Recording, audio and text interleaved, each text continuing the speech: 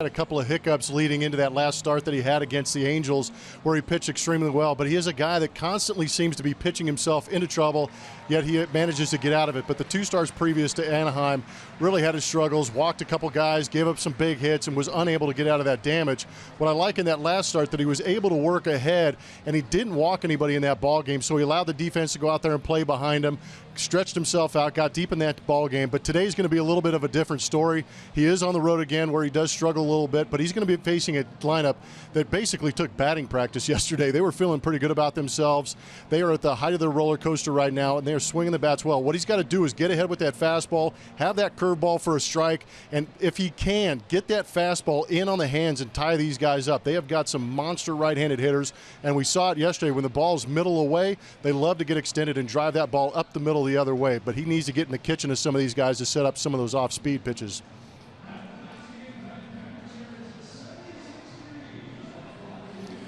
Man, I wish I knew. I'm glad I'm sitting up here talking to Kirk Gibson across the way and talking to other people up here, and having watched some of what Verlander does, especially in the past. He's got that electric heater, and it looks like that velocity's coming back a little bit, and that sets up all 3 other pitches that he has. He has quality secondary pitches, and what I've heard from Kirk Gibson is he likes to get that breaking ball over early, kind of slow the hitters down a little bit with the off speed in the strike zone early in the count, and once he gets to 2 strikes, he likes to elevate that fastball anywhere from 95 to 97 miles an hour to get that swing and miss. It is not an easy assignment today, but if he makes a couple of mistakes, hopefully with that fastball out over the plate, some of these Astro hitters can maybe lean back on it and drive it out of here.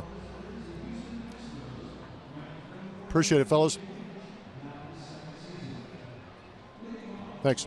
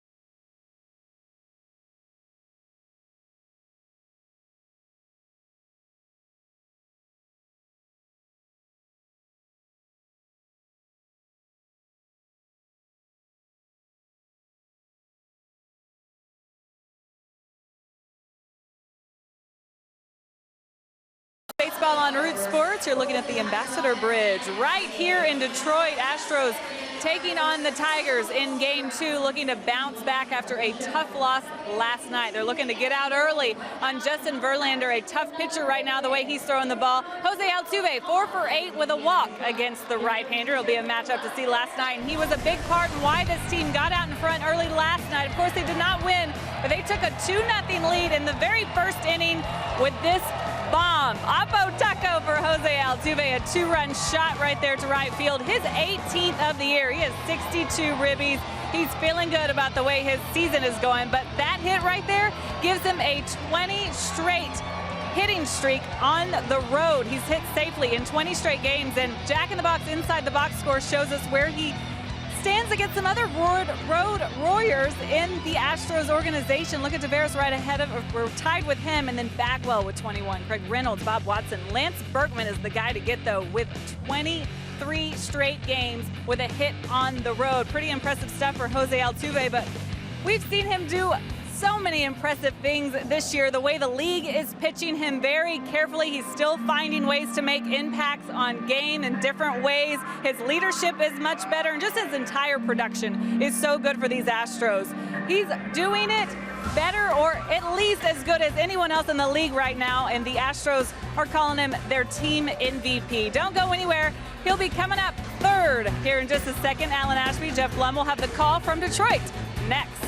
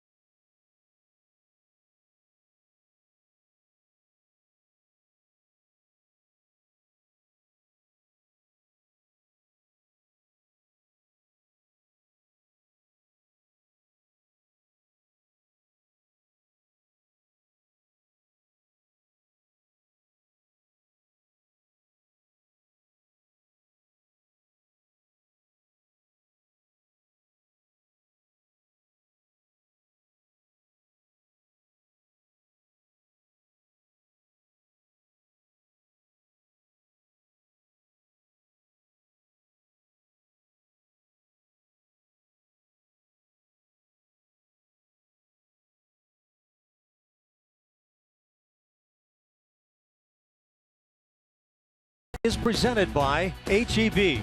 No store does more than my HEB.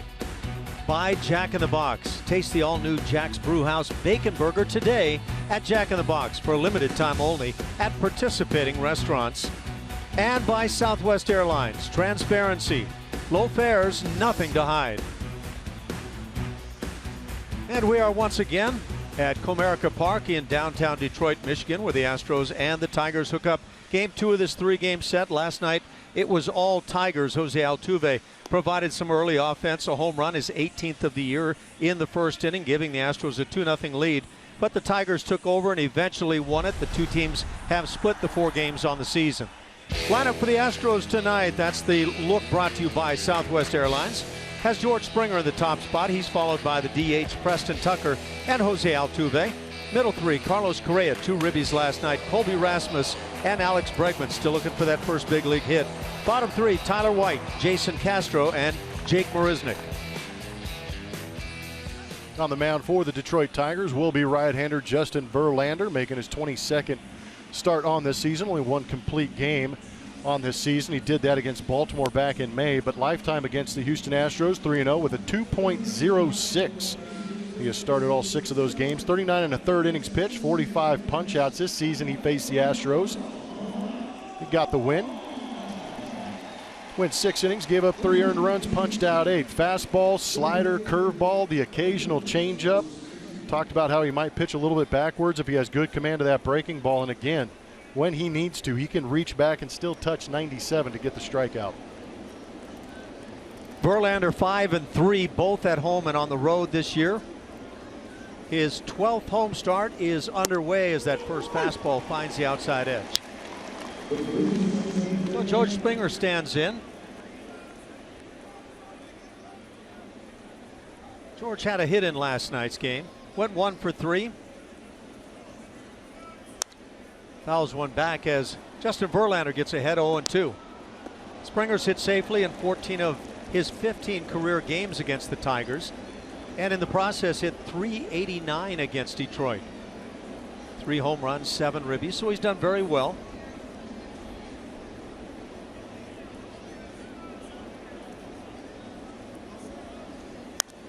It's that little cutter now that Verlander is using quite a bit and effectively. He's able to stay on that side of the plate with it. That'll be a nice pitch for him. 87 to 89 on that cut fastball, sometimes slider. That pitch right there breaking off the plate again, away from right-handed hitters. That pitch will be in on left-handed hitters. Runs that fastball up as Springer lays off. Verlander has always been a guy who has the ability to turn up the dial at any point during the ball game and start bringing it up close to 100 miles an hour. He's had some physical ailments in recent seasons, but he has made the statement that he feels like he is very close to being all the way back. And all the way back has, well, it would bring him to a point, a guy who has 2 career no-hitters. So just terrific stuff.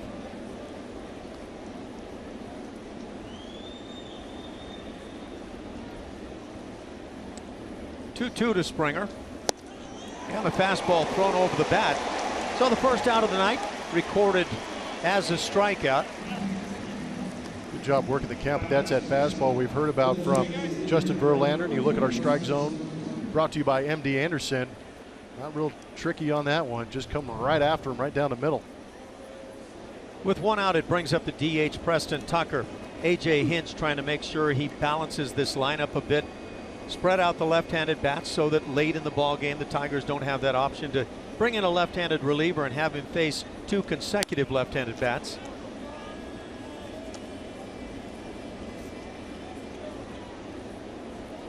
Tucker came in late in last night's game, played in right field in the 8th inning, and wound up going 0 for 2 on the night.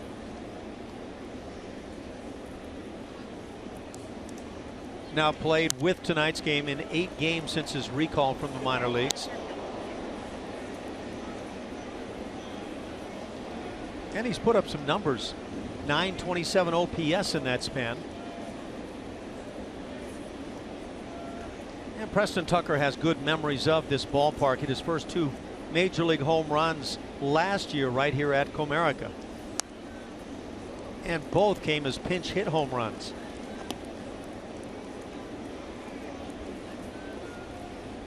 In the process, he became the first player in Astros club history with 2 pinch hit home runs in the same series.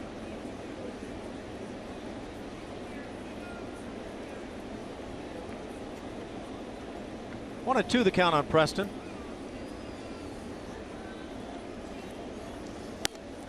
Verlander again comes up with the heat.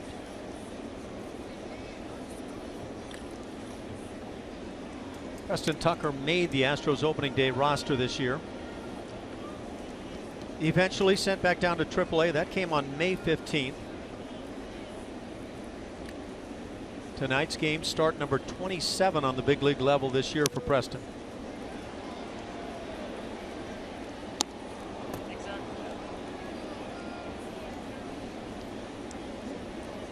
Made the most of his time back in the minor leagues as we look at one of the game's really good right-handers in Verlander, but Preston Tucker wound up hitting .301 at AAA in 53 games. Curveball got him.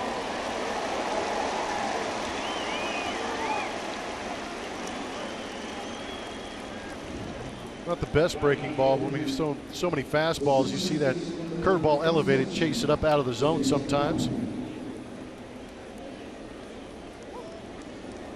Justin Verlander among a number of career stat leaders for the Detroit Tigers organization. Jose Altuve stands in. Last night came up with 1 out in the first inning following a base hit, double by Marwin Gonzalez. And Altuve launched one to right field. It wound up being home run number 18 on the year. Gave the Astros a 2-0 lead. It looked rather bright at the time. By the end of the second inning, the Tigers led it 9-2. Colin McHugh had a rough outing. Julia mentioned it, 20 straight games hit in by Altuve while playing on the road. Modest 506. Those last 20 games, that's on the road, total 418. We are almost to August. Those numbers are just off the charts. But then what does Altuve do that isn't off the charts? You'd be hard pressed to come up with something.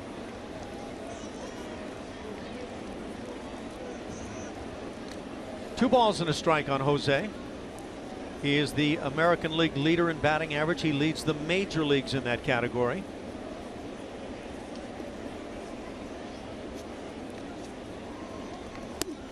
And now 3-1 as that curveball stays up and in. Mentioned that home run last night, number 18 on the season for Altuve. The only other player in Major League history that stood at 5'6" or shorter that had an 18-homer season was a Hall of Famer. That was Hack Wilson. Of course, he turned the trick 6 times. Little cutter stays right through the heart of the plate. Gets the count to 3-2. Just the slightest movement could throw even a great hitter in Altuve off a little bit. As you can see the way he opened up that front side, he was expecting that pitch to flatten out, stay straight.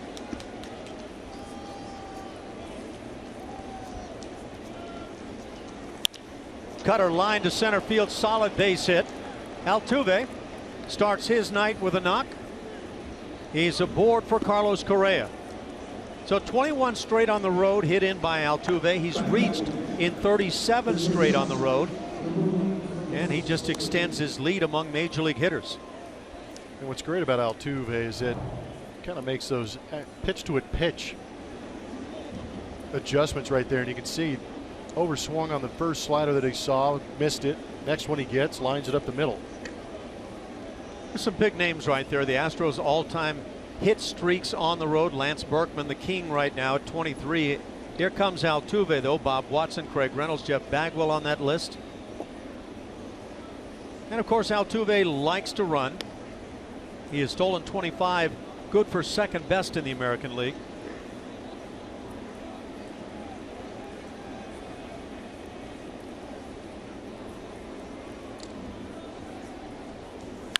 Fastball ripped to left center. Back at the track, and that is over Upton. Altuve sprinting for third. He'll be held there by Gary Pettis. It is a long double by Carlos Correa. Back-to-back hits, Altuve and Correa. The Astros with 2 outs threaten runners at second and third. How crisp was that off the bat? Sounded loud. Again, good ambush by Carlos Correa, sitting on the heater, gets it early in the count, does not miss it. That was an absolute laser to left center field. And Justin Upton playing pretty deep. Thought he was back there to make that play, but still the sun might have an effect on what Justin's trying to do out there, but that ball got over his head in a hurry. You see the vicious lash at the end of that swing by Correa as he went through the hitting zone. Just absolutely letting it fly. So Correa with the double. Runners at second and third for Colby Rasmus. Colby hitting just .227. He has certainly had his struggles in recent times.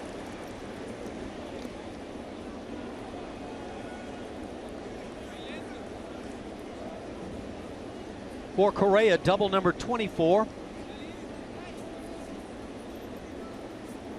The Astros are 6th in the league in doubles, 6th in home runs. Backdoor Carlos at second base. We used to have a play in the minor leagues where it was mandatory for us in the middle of the infield after a guy hit a double to pick off the next pitch, just because we felt that, or our manager at the time felt that the guy who just hit the double was kind of digging himself a little bit, kind of enjoying the moment, try and catch him napping. Fastball up to 95 now for Verlander.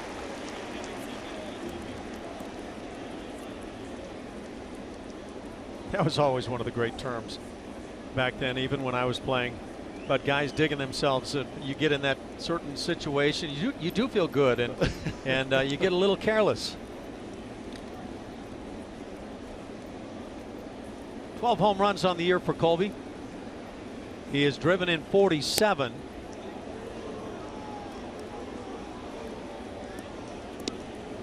One ball and 2 strikes. Colby wearing the shades here this evening.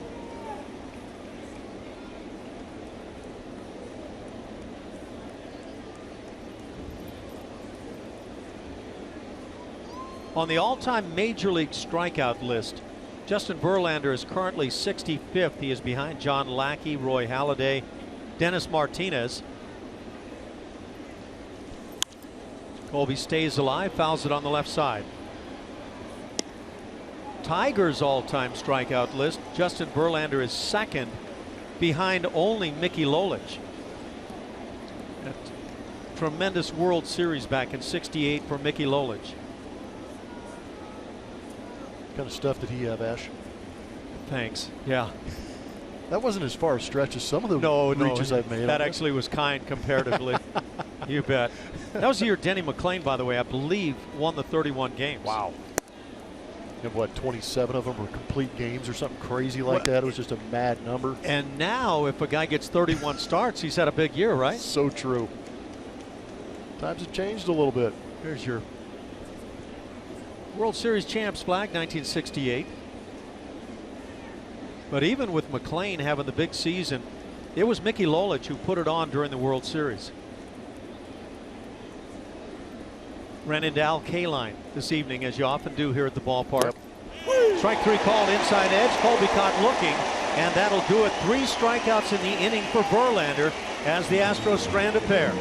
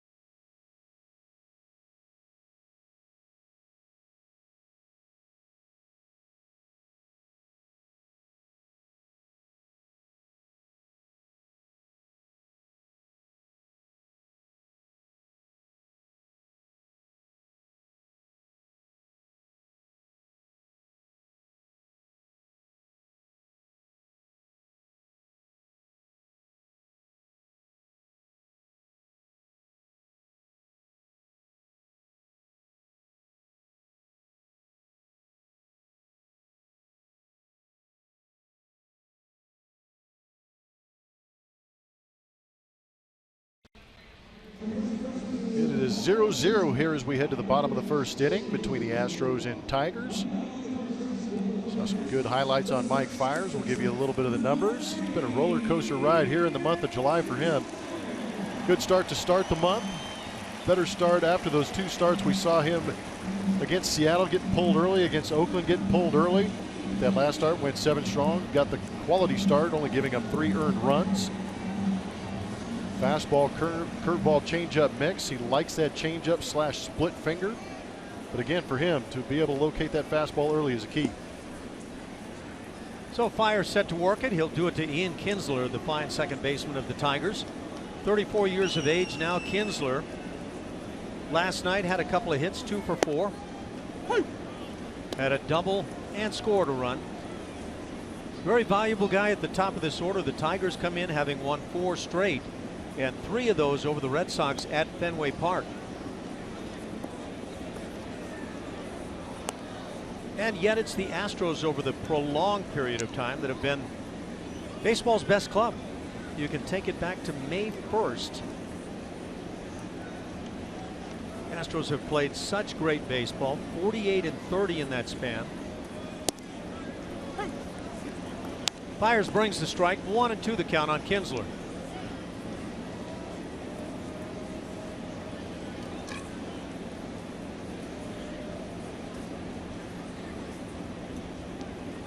Since May 1st, the Astros bullpen has been the best in the American League. Kinsler gets a piece and fouls it off.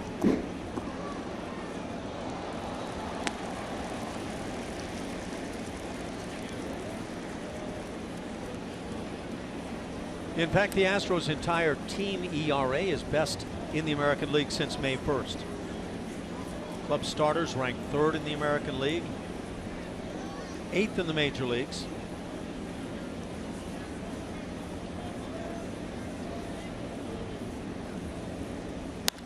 Curveball hit hard to center field, going back Marisnick, and he'll make the catch. Good jump. Out number 1.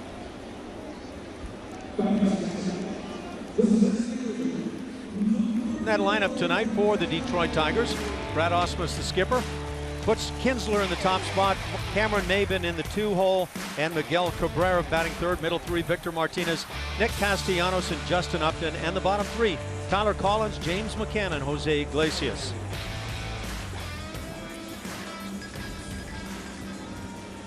Cameron Maybin stands in. Had a big night last night, as did many of the Tigers. 3 for 5 from Maybin, scored 3 runs. Had a double, 2 RBIs.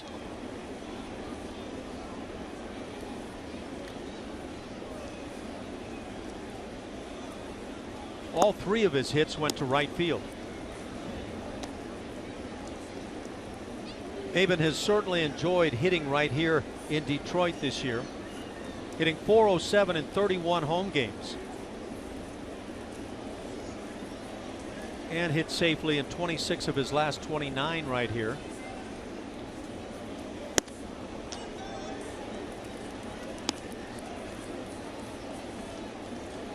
Maybin now 29 years of age.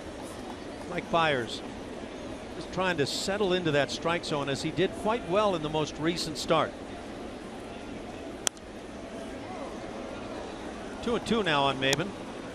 Time now for our forward spray chart. Nash was just talking about it. A couple of knocks going the other way for Cameron Maybin. Here's a spray chart on the season where those hits are going up the middle the other way. That's what these Tigers like to do. But Maybin has done a very good job of letting that ball travel, get deep a little bit, get those long arms extended, and drive the ball the other way.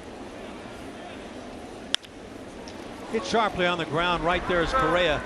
He goes almost to a knee to make the play. So a couple of balls hit well by the Tigers, but nothing but outs. 2 down for Miguel Cabrera.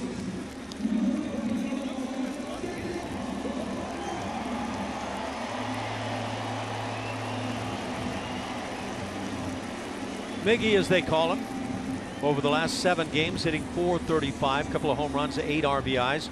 Overall, .301 is the batting average. If he is slowing down at all, it is imperceptible to a lot of folks.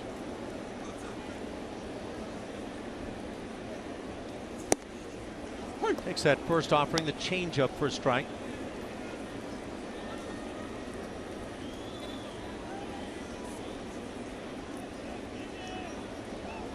.429 career home runs. He is one of those hitters that doesn't pull a lot of the time. He'll go back up the middle and to right field. And obviously from that home run total, you get the idea he can go yard any direction.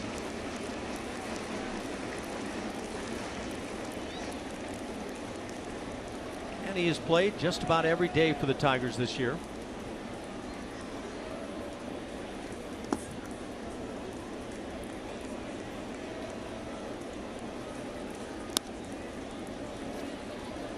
Man can rake. He has got popped to all fields, and I thought it was interesting talking to AJ today, recognizing what Miguel does with runners in scoring position. We saw it last night when he had an AB with a guy in scoring position. Did not pull one foul ball. He was letting everything get deep. He was trying to go up the middle the other way, and I think that's what a lot of good RBI guys do, is stay back up the middle of the field. Has the ability to lay off the high heat, up to 91 for Mike Fiers.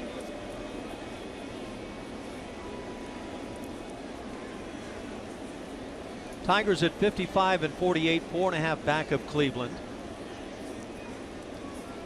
And for the Astros coming in, 55 and 47, 4 games back of the Texas Rangers, who were winners last night.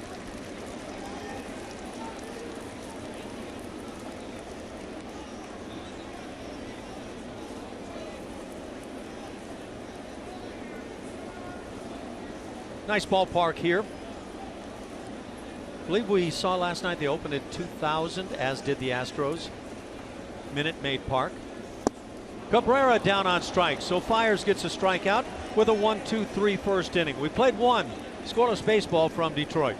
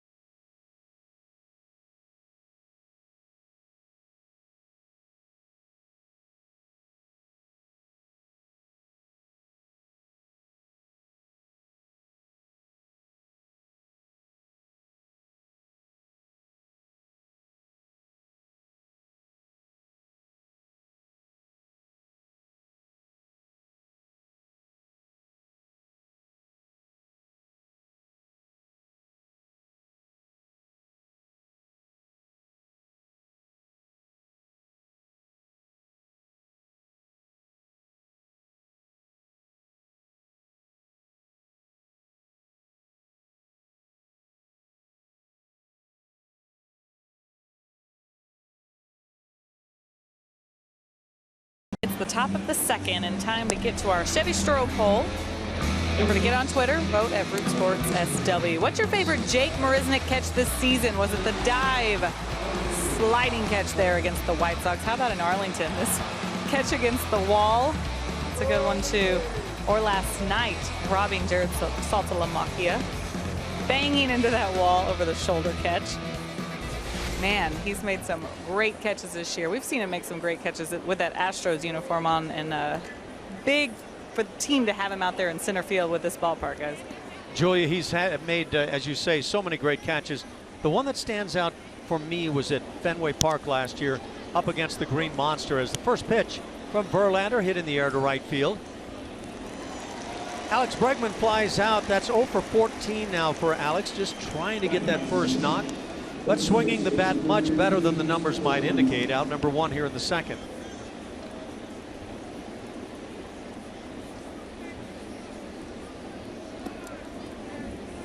It'll bring up Tyler White.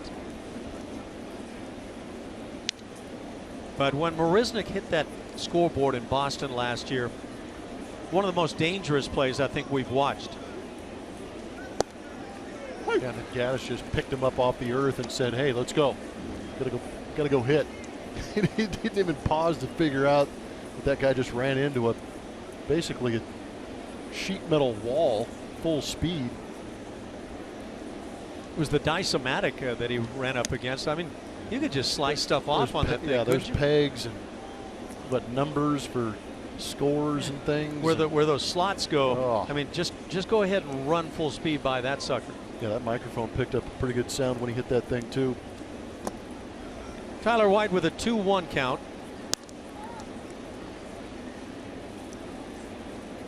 And flashing back to Alex Bregman, who we really didn't get to mention right there. Good swing, and I feel like it's ready to happen soon, and hopefully it does happen soon. White now at 2-2. And for me, it's still on that slider / cutter from Justin Verlander. The pitch is going away from right-handed hitters, and it looked like Tyler White was going in the opposite direction, trying to attack that ball.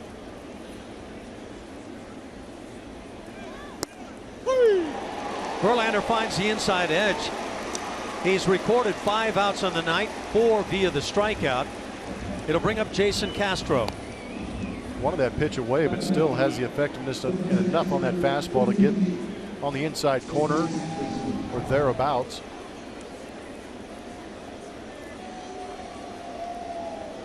Castro came in late in last night's game. Second appearance as a first baseman now in the major leagues. Wound up going 0 for 1 on the night. Struck out for the final out of the ball game.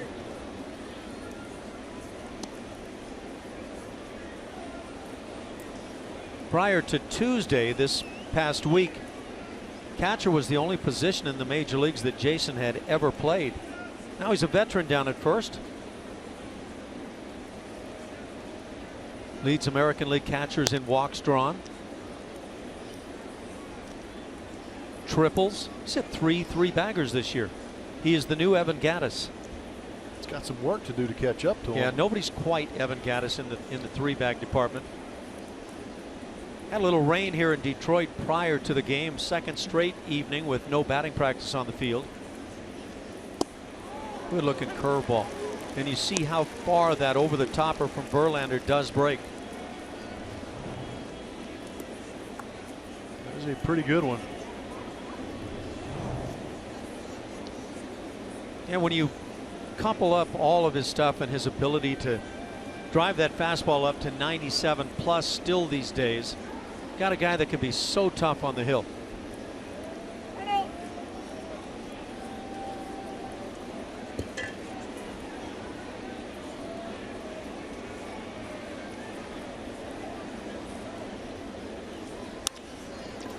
Only man on the left side going to make the play.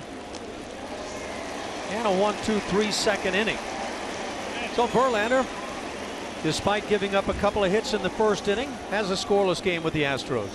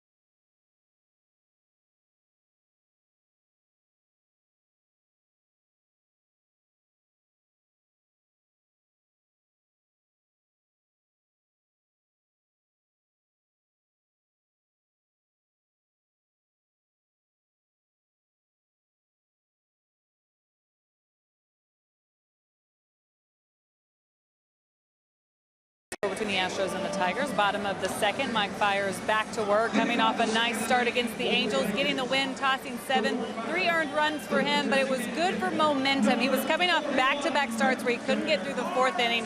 He was really frustrated with himself and some things that he had been working on that weren't translating onto the field, but good to have that good start, maybe build some momentum for the rest of the season for Mike Fiers, who really wanted to prove in that last start that he belonged in this rotation and didn't want to go anywhere. He wants to be on this team, and he wants to be one of the guys they count on every 5th day, guys. Thanks, Julia. And he's trying to make that happen here tonight against the Tigers, who just laid out a barrage against the Astros last night. 14 runs against Houston. Fiers set here for the 2nd inning. Tries to come with that curveball and leaves it way high.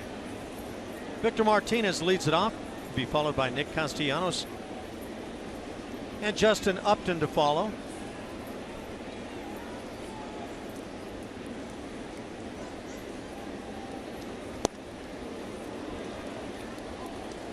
And now 2-0 the count. Victor Martinez. Talk about those guys who just put up good numbers one year after another. Switch hitter can do it. Hitting 300 on the year, 17 homers, 60 runs driven in. Now with a 3-0 count.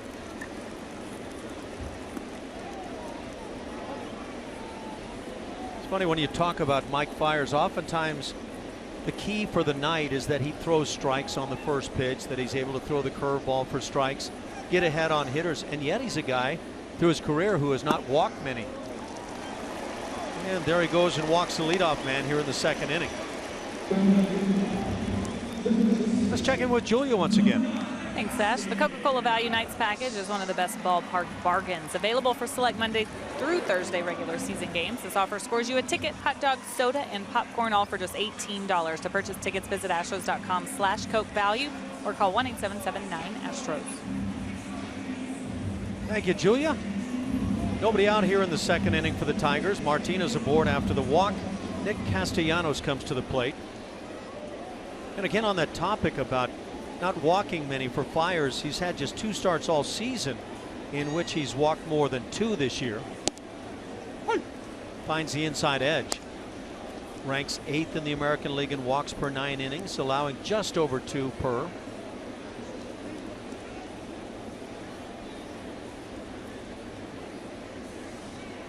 His best ratio to this point on the career of Mike Fiers.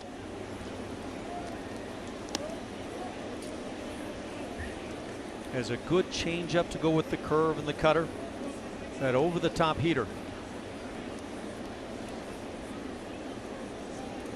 Mike Fiers has also been the beneficiary of some very good offense this year, getting almost 7.5 runs per game.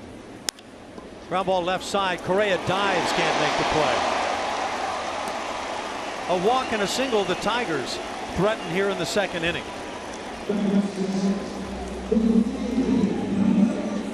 Nice placement on that hit by Nick Castellanos. A bad breaking ball, but still in the middle of the zone by the time it gets to that hitting zone, but hit hard enough to the right of Carlos Correa to get by him. And again, with that runner on first base as a shortstop, you cheat in a little bit to double play depth. Cuts down on the angles sometimes that you're trying to knock down.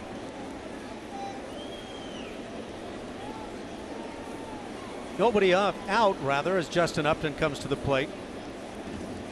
Not having a big year with the batting average, .236, but 12 homers on his year. And Fiers falls behind.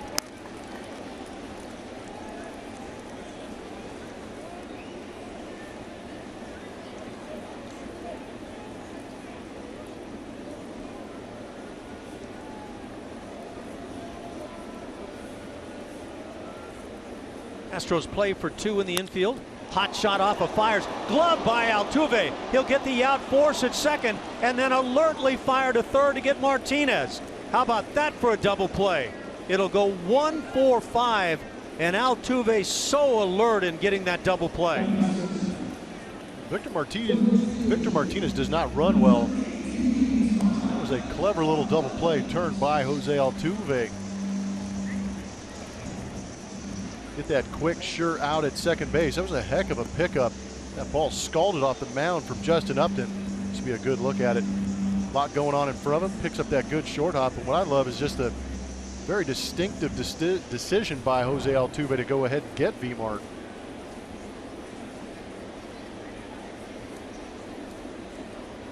So Upton reaches on the fielder's choice. 4 unassisted to get Castellanos, 4-5 to get Martinez. 2 outs, a man at first base. So a little defense right there, really helping out the Astros and Mike Fiers. Tyler Collins at the plate. Had a big swing for the Tigers last night. They launched 3 home runs. Tyler Collins hit a 3-run shot to cap off the big 7-run second. Hits it sharply through the left side. Well, Collins starting to heat it up. He came in not swinging much of a bat. Came into this at bat hitting just 204. How big is that double play now? Good job by Altuve getting the lead runner in, Victor Martinez, or else that would have been a base hit and an RBI for Collins. Yeah, I mean, a lot of guys I think might just take the routine double play, step on the bag at second and get the out at first base, but you made the very good point that Victor Martinez doesn't run well, so it was there for the taking. A lot of guys just won't take it, though. And then we haven't even really mentioned the great job on the glove portion of that play by Jose. I mean, that was spectacular. Runners at first and second for James McCann. Did not start last night's game, but came in big fashion late. Hit his first career pinch hit home run. And it was a clout job to left field.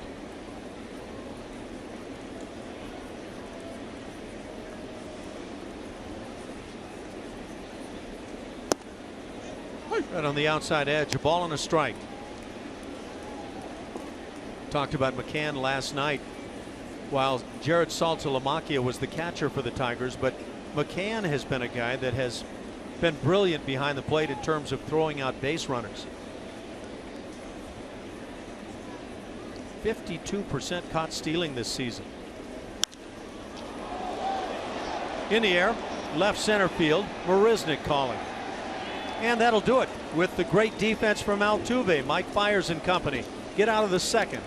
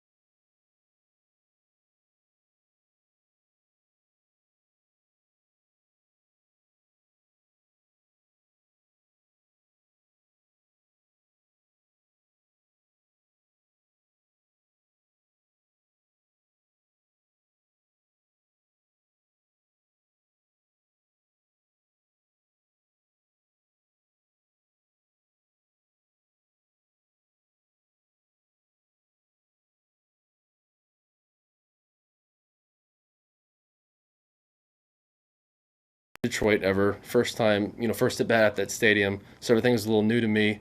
I ended up getting 2 strikes on me. I think I swung through a pretty good pitch to hit, and I missed that one. And and once I got 2 strikes, I was just trying to battle. So I think I got one out over the plate that I can handle, and put a good swing on it. That's Preston Tucker with our Geico quote of the day, talking about his first big league home run that came right here in this ballpark, Comerica Park, last May. Off the bench, too, came in the 9th, facing their closer, Joaquin Soria, at the time, and tied the game with that home run for him. He also hit another one in the series, another game-tying homer. So he got his first 2 right here in Detroit. So good memories for Tuck. They certainly should be, Julia. And that second one to right field, and he launched it quite well. Jake Marisnick. will lead things off for the Astros here. A scoreless game in the third inning. Marisnick with a couple of hits last night, now hitting .221 on his season. One of those hits a home run, so he has 2. Remember late last season we were touting Jake as a guy who could join the list of Astros hitters with double-digit home runs. He had 9, held that for quite a while, and never able to quite jump into that double-digit category. Puts it on the ground to shortstop. Bad place as Iglesias is about as steady as they come. First out of the inning.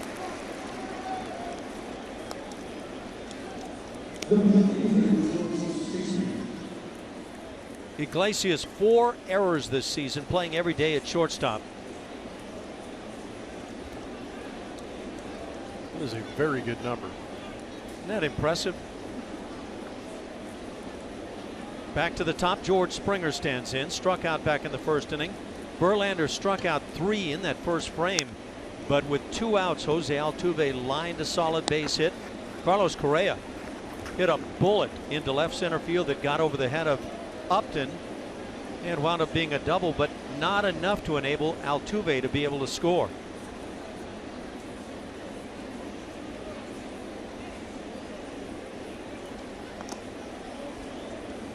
That would be the slider from Verlander.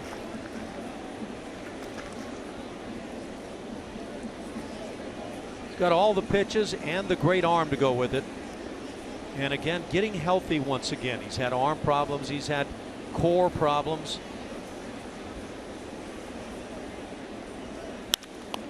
Hit sharply off the leg of Verlander and gloved by Cabrera, who applies the tag.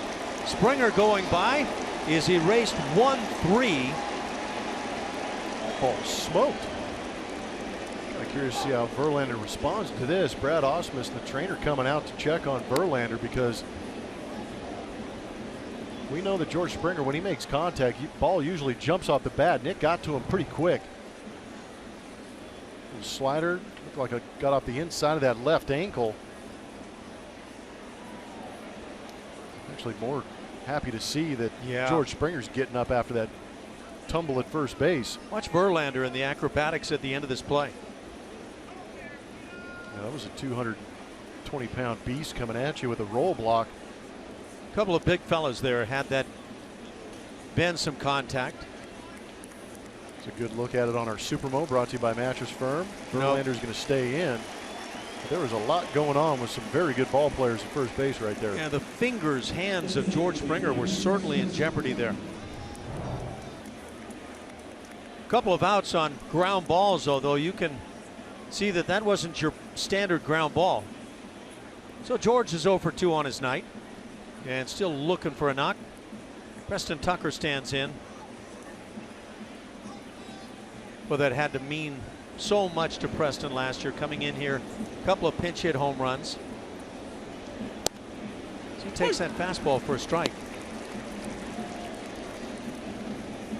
No question about it, Preston has the power. When you're not playing every day, it can be a real challenge in the big leagues. Down in the count, 0-2. Good spot on that slider down and in. See those 2 pitches and it makes you think how valuable that first pitch fastball often can be for a hitter.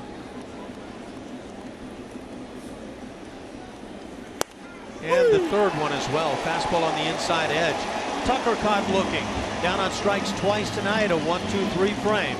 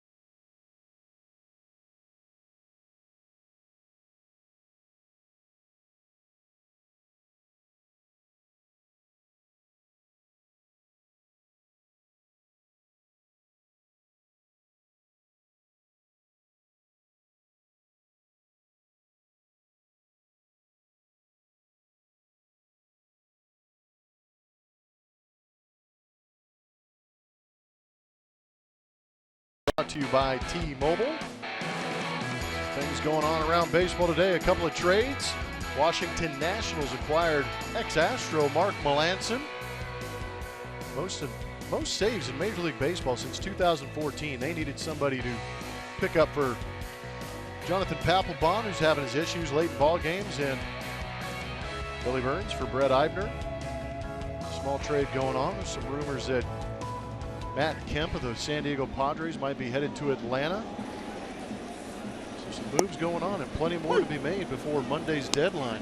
Think it's going to get fast and furious? I think it's going to get very interesting. Jose Iglesias at the plate has hit safely in 8 straight. Mike Fiers gets ahead.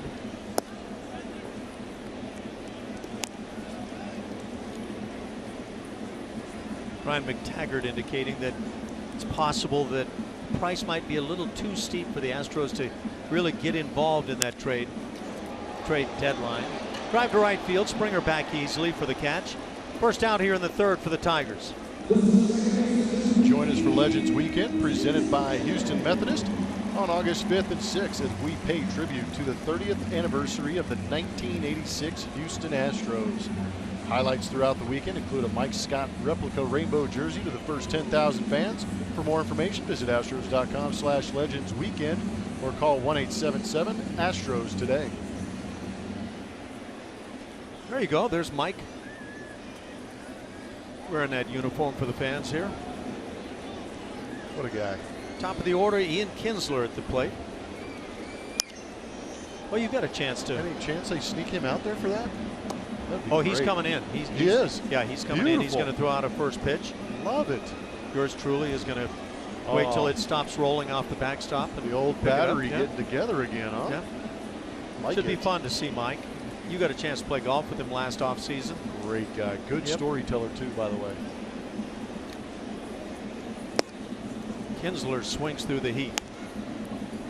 0-2 the count. Mike Fiers with that velocity up above where you normally might find him.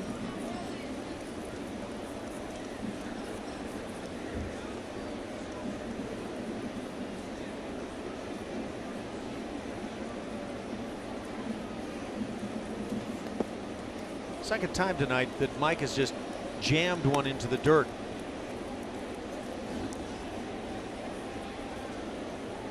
Rather have it jammed into the dirt in front of home plate than bouncing off a warning track. That is a clear fact. Mike Fiers, he of the no-hitter last year. What a great moment that was for the club. And for Mike personally, no doubt. Change at the knees. Kinsler caught looking. Second strikeout of the night for Mike Fiers. Second out here in the 3rd inning. Boy, that was pretty filthy. Great arm action, great location, pulled the string, good depth, locked Ian up. Yeah, it's just one of those ones where you tip the cap. 2 down, bases empty. Cameron Maben stands in. That batting average at .330 would indicate the outstanding job he has done as a member of the Tigers.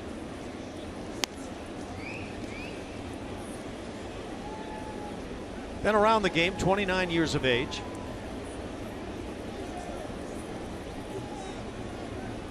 And we mentioned the 3 hits he had in last night's game. First of which just reaching out and kind of hitting a little flare that dropped right behind the first baseman. And then he went from that point on. Started his career as a member of the Tigers back in 2007. Good swing as he pops one shallow into left field. Correa calling. He'll stay on it to make the play. A 1-2-3 3rd inning for Mike Fiers. Through 3, a scoreless game.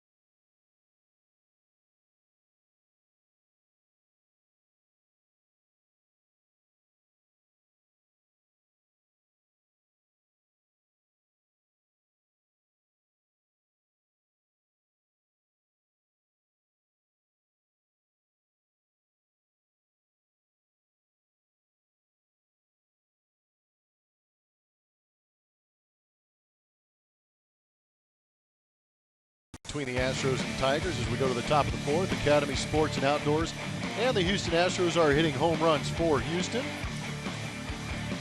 And we are looking at Major League leaders, most combined home runs by a second base shortstop combo. You get to see Danny Espinosa and Daniel Murphy atop with those 37 home runs. And of course, Trevor Story for the Colorado Rockies, 27 home runs. And there you go, Houston Astros, Correa and Altuve. I'm not sure I would have guessed Altuve'd be leading in that home run department. Thoroughly expected Carlos Correa to be the guy launching it out of there quick and often. Number 18 hit last night by Jose Altuve, 62 RBIs. How would you feel at the end of the year if Jose Altuve drives in 100 plus? That'd be awesome. And I'd hold out at minicamp and get a new contract. Drops a bunt on the left side. Verlander with the play, the throw on a hop, and dug out by Cabrera. Boy, that takes quite a play by Verlander to get Altuve going down the line. Keep in mind, last inning he got smoked in the ankle by a ground ball from George Springer too, but showing some athleticism here, bouncing off the mound. Good idea by Altuve, trying to lead off this inning with a bunt for a base hit. But Verlander up to the challenge. Not the greatest of throws. Nice pick by Miggy. See how quickly Verlander got rid of that baseball. A lot of times guys will barehand and then kind of go through an arm swinging motion, and it just came right up into throwing position. Well, it's because his feet were in the right position to make that play. A lot of times people will say you play the infield with your feet anyway, and he became a fifth infielder on that play. No, I am an absolutely 100% firm believer in the fact that your feet make your hands better. One out, Carlos Correa at the plate, slammed a double in the first. He's been hitting the ball to center field with regularity here in the series. 2 down in the fourth inning.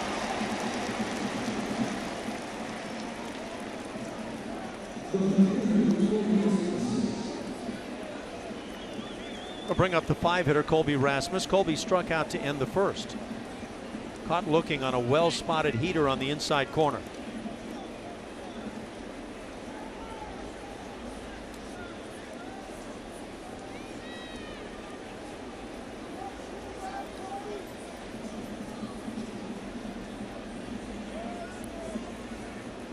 Colby hitting .226. Snapped a recent 0 for 29 with a home run against the Yankees. But now trying to make something happen following that snapping of the long streak. Lifetime against the Tigers, Colby's hit 5 home runs, 17 RBIs in 29 previous games. Went 1 for 4 in last night's game.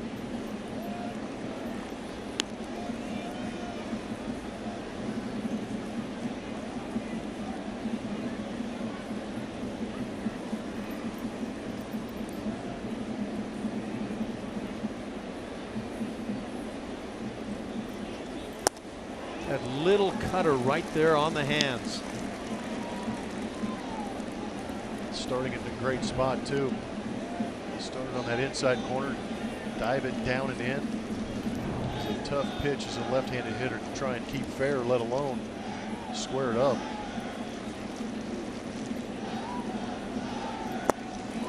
Breaking ball over the top. Rasmus down on strikes, and that'll do it for the Astros. A 1-2-3 fourth inning. 10 in a row retired by Justin Verlander.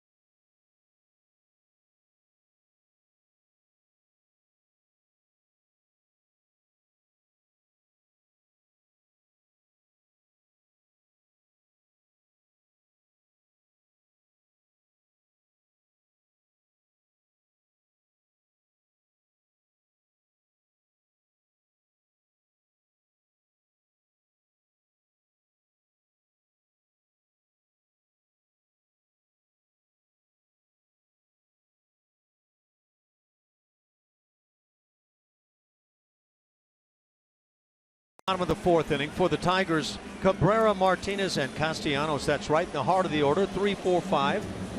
Mike Fiers and Justin Verlander each up to the task here this evening.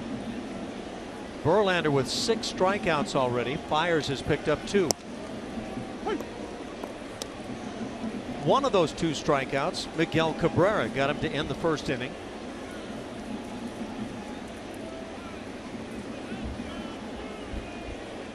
You almost have to play Cabrera straight up, back up the middle, and to right field. In fact, Colby Rasmus in left field playing way off the line towards center.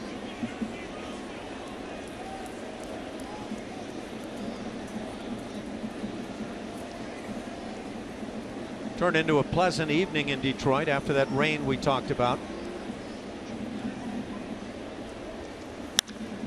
Ground ball up the middle, sharply hit. Correa gloves at the last instant with that one-hand effort, and the first out of the inning. Check in with Julia once again. Want to get a special gift for the Astros fan in your life? The Houston Astros commemorative brick paver program gives you the opportunity to have your special message become a permanent part of Minute Maid Park.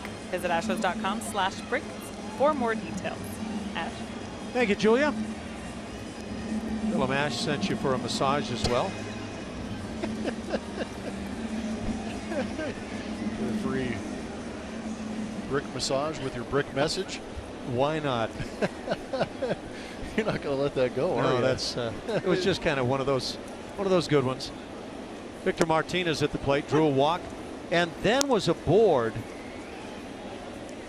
as Justin Upton hit a hot shot that got a piece of Mike Fiers, caromed on to Jose Altuve, who made a great play, went to the bag at second for a force, and then fired to third to get Martinez heading in that direction. And I would imagine Martinez didn't have a clue as to where the baseball came from.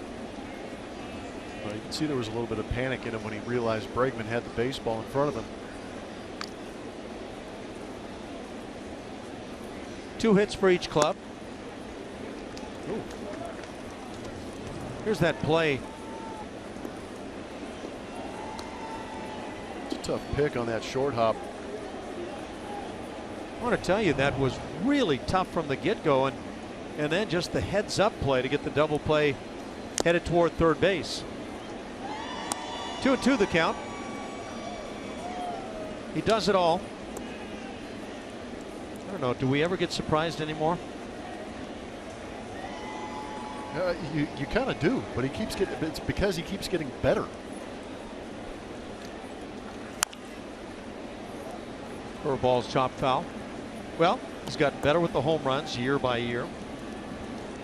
Won a batting title 2 years ago, hitting .341. You had to figure, well, that might be that anomaly year, the year where everything just went right.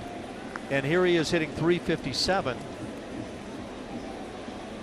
So he's got a batting title under his belt. Silver Slugger, a couple All-Stars, stolen base title. Fly ball to left, Rasmus toward the line. Gold glove. You know what's missing. I do know what's missing. It's a 3-letter award, right? Yep. I think it would fit nicely on his mantle. It would be well deserved. If you ended the season today, who's your MVP in the American League? Jose Altuve. That's an easy decision for me.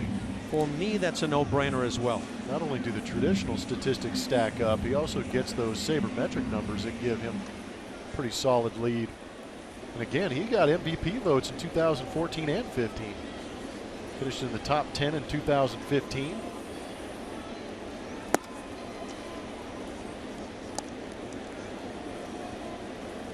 You think David Ortiz, Big Papi, is going to get a sentimental vote on his retirement year? Well, he's putting up great numbers. He is that. And Josh Donaldson's going to get some attention. Edwin Encarnacion's got 80-plus RBIs.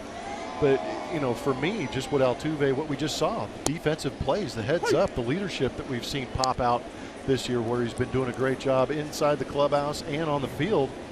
But offensively, the numbers continue to get better and better. Wow. He's even encouraging home plate umpires to call pitches well off the plate. Guy does it all. Ground ball back to the hill. That gets a piece of Fiers. It's Altuve on the play. 1-4-3, another very nice play by Jose. And a 1-2-3 innings, 7 in a row retired by Fiers.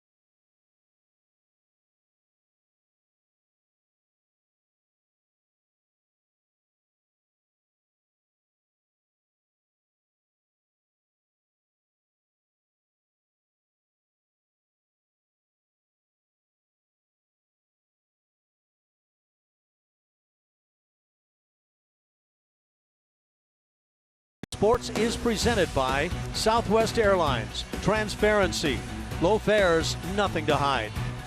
By Academy Sports and Outdoors, donating $100 for each Astros home run and $200 for each Correa dinger to Houston Children's Charity. And by Toyota. Let's go places. Comerica Park, the scene of Game 2 of this 3-game series. Astros and Tigers, a couple of second-place clubs. As we look at what both Mike Fiers and Justin Verlander have done tonight. Verlander, 6 strikeouts on the evening. Fiers, though, has pitched very well. Alex Bregman getting a good cut, and I think that's kind of the key at this point. Blummer, go up there and get some good swings. Give yourself a chance. There's no reason to be passive. We're kind of past that point. If you're going to get a knock, you're going to have to get that barrel out there and find some open space. I like the aggressiveness. It's a fastball in the strike zone, so that tells you he's got a game plan. 0 for 1 tonight, fly to right field to start the 2nd inning. I don't know how to explain it, but you and I have played baseball for a very long time. You've watched a ton of baseball, having sit up in this booth for a while too. But there's just certain guys that look hitterish. Ground ball to third, backhanded nicely by Castellanos. He'll throw out Bregman. So he's 0 for 2 tonight, 0 for 15, and I hear your point, and go ahead and bring it. He looks hitterish. He's not up there. He doesn't look passive, or he's just trying to touch the baseball. He's actually taking hacks, trying to square this thing up. He's not going to wish a hit. He's going to try and get the hit. And I knew you would see the same thing. Yeah, he's not getting his doors blown off. He hasn't struck out 15 times in a row. He's battling. This game is not easy. And apparently the step from AAA to the major leagues is larger than a lot of us typically think. Well, you and I both know it is a huge jump to get into the big leagues. So he's got, what, 14, 15 at bats now. He's only punched out 3 times. 15 official. Yeah, so 3 punch outs in those 15. That's not too bad. Tyler White pops out. He found it pretty easy in the first week of the season, but then everybody started to catch up. 2 outs quickly here in the 5th inning. It'll bring up Jason Castro as we check on Alex Bregman once again. Yeah, you know, we haven't seen the snap moment, the panic, oh, woe is me kind of thing. He just looks like a ball player who, if it was the middle of the season, you'd say, well, he's going through a rough spell right now. Well, we just saw Colby Rasmus 0 for his last 29 in that last homestand before he hit the home run. So these streaks and these slumps happen. Castro swings through the heater. And again, I think it's one of those situations where it might be where Bregman all of a sudden finds that open space, gets that first base hit out of the way. The team gets to enjoy it. He gets to enjoy it. And that might lead to some extended hitting streaks for him. Yeah, I see it the same way as you, Blummer. I see a guy that looks like he belongs, and that when it does break loose, as you're saying, it's going to break in a big way. 0-2 the count on Castro.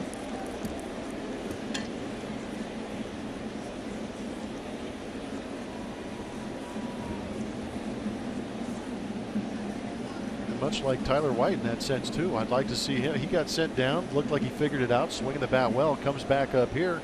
I'd like to see that translate at this level. I think we all would. Look, we've seen Tyler White with the success in that first week and a half to 2 weeks of the season. But you could also see, and to be honest, you could see the league catch up with him. Yeah, this league is not fair. These pitchers are going to come after you. It's not a 2-0 count where you can sit on a fastball. These guys have 2, 3 secondary pitches that they can throw for strikes. It can really look easy on TV or from the seats at the ballpark. But as you get closer to home plate, you find out that it just gets tougher and tougher. Well, I'll tell you what, too, with all the fanfare that Bregman got in being called up nationally, there are pitchers around this league that know that they don't want their name written on that baseball that says first major league hit off of whoever that is. So they're going to pitch him extremely tough, trying not to be that guy.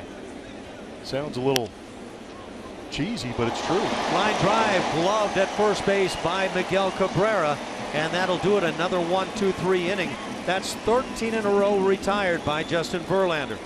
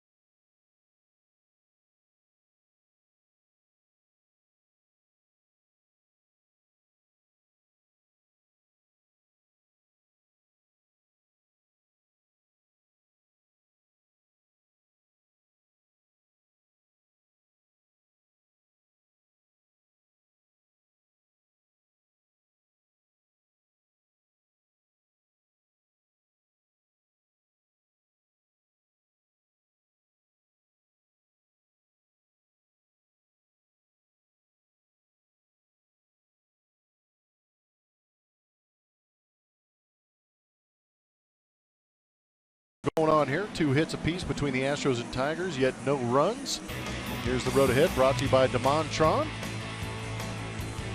One more game here in July before heading into August, and August will begin with a homestand, 4 against Toronto, 3 against interdivision rival the Texas Rangers. That should be a great series and a great opportunity for Houston to establish themselves again within the division and sneak up on those Rangers before heading back out on the road for 4 in Minnesota, 3 in Toronto. Then a quick 2-game homestand before heading out to the East Coast. I believe that is Baltimore and Pittsburgh on that road trip. Yeah, you look at all those teams, minus the Minnesota Twins, all of those clubs vying to get into postseason play, so it's a tough schedule ahead. As Mike Fiers works here in the 5th inning. Some very strong statements if you start beating teams like that we just saw on that calendar there. Who are those statements most meaningful to? Oh man, everybody in that Astros clubhouse. There you go. That's all that matters. I know it's that your own club, right? Yeah, nationally you're going to get some attention, but inside that clubhouse, wow, that goes a long way. Dead on. Yeah, there's your American League right now. Division leaders: Toronto, Baltimore, Boston. Well, that's in the East. Cleveland, Detroit, and Chicago. White Sox are out of this in my estimation. Texas and Houston, the Seattle Mariners clinging close. Wild card, you've got Baltimore, Boston, the Astros, these Tigers, and yeah, it figures to become topsy-turvy.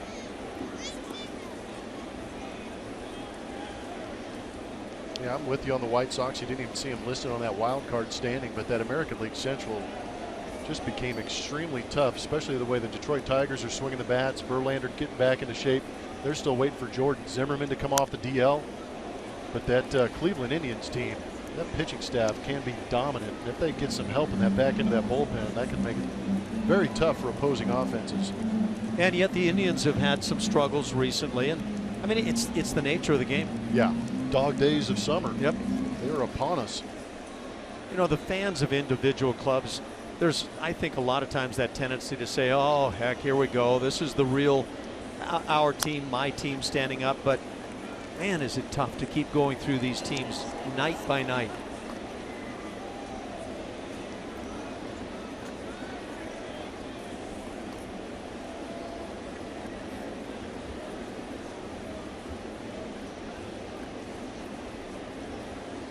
Justin Upton at the plate. It's Upton, Collins, and McCann for the Tigers here in the 5th inning.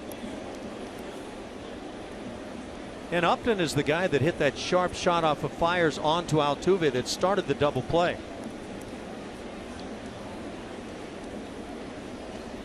Tigers 2 hits coming in the 2nd inning, picked up by Castellanos and Collins. The Astros, with 2 outs in the 1st inning, got a solid base hit by Altuve. Correa lashed a double, but it was so sharply hit off the wall in left field that Altuve could not score with 2 outs from first base.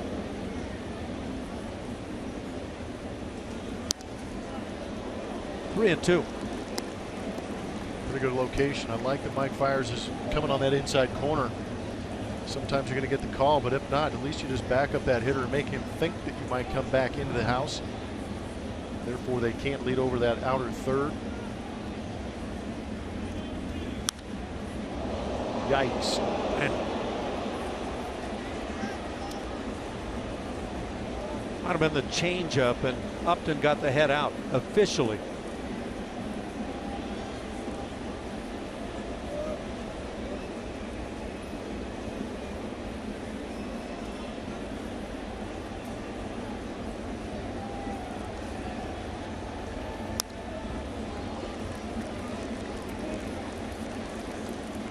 Great reaction by the fan there as that fastball, the foul ball came back toward him.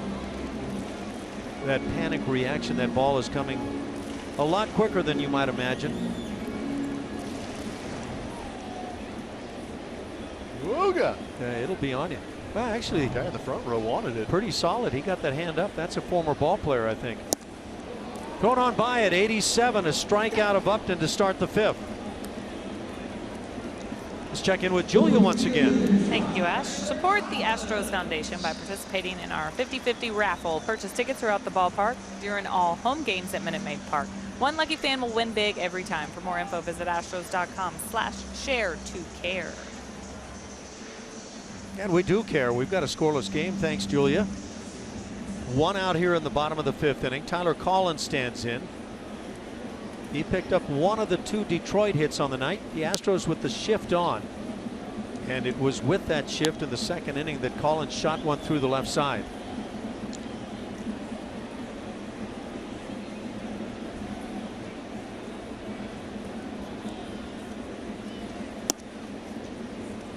Two 2-0 the count.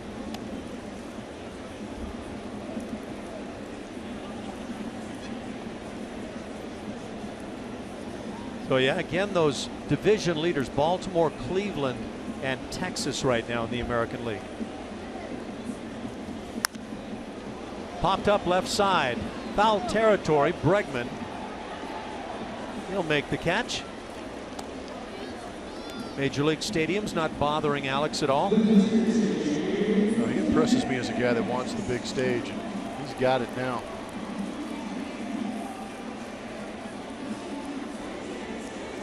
And I think the anticipation, for a lot of us anyway, is that once he does get the feet firmly settled on the ground, it's going to be a really good one for a long time.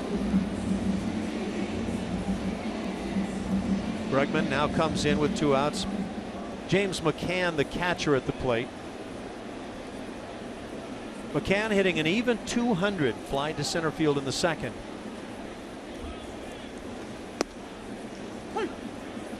McCann hit a curveball last night and just hit it forever to left field, beyond the bullpen areas and well back into the seats.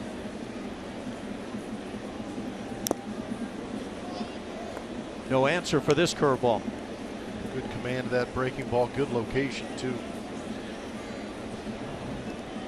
Good sharp one. Didn't really jump out of that hand, but good snap on that outside corner. Nicely done. We've got curveballs from each pitcher tonight that are right over the top.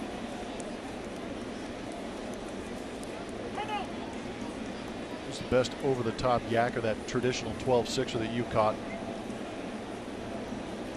You know, I thought you were going to go that I'd ever seen. Bert Blyleven would have been on the list. Nolan Ryan had a very close to a 12-6. You know, everybody thinks of the fastball, but he had a very good one. You know, we were talking curveballs the other night back in Houston, and people started bringing up name after name. A lot of the people they brought up actually were slider pitchers. Okay. But you know, there are a lot of guys that have had really good curveballs. I think way back Andy Messerschmidt and Bert Blyleven. But Nolan certainly had one that would put people away. Darryl Kyle for me was probably the best breaking ball I've ever seen. Yeah. Adam Wainwright had a good one. I remember Chris Carpenter had a good one. Those Cardinal guys, for whatever reason, snapping those things off. But when I first faced Darryl Kyle, I was like, okay, that is a legitimate big league breaking ball. And I swung early and often off him when I faced him after that.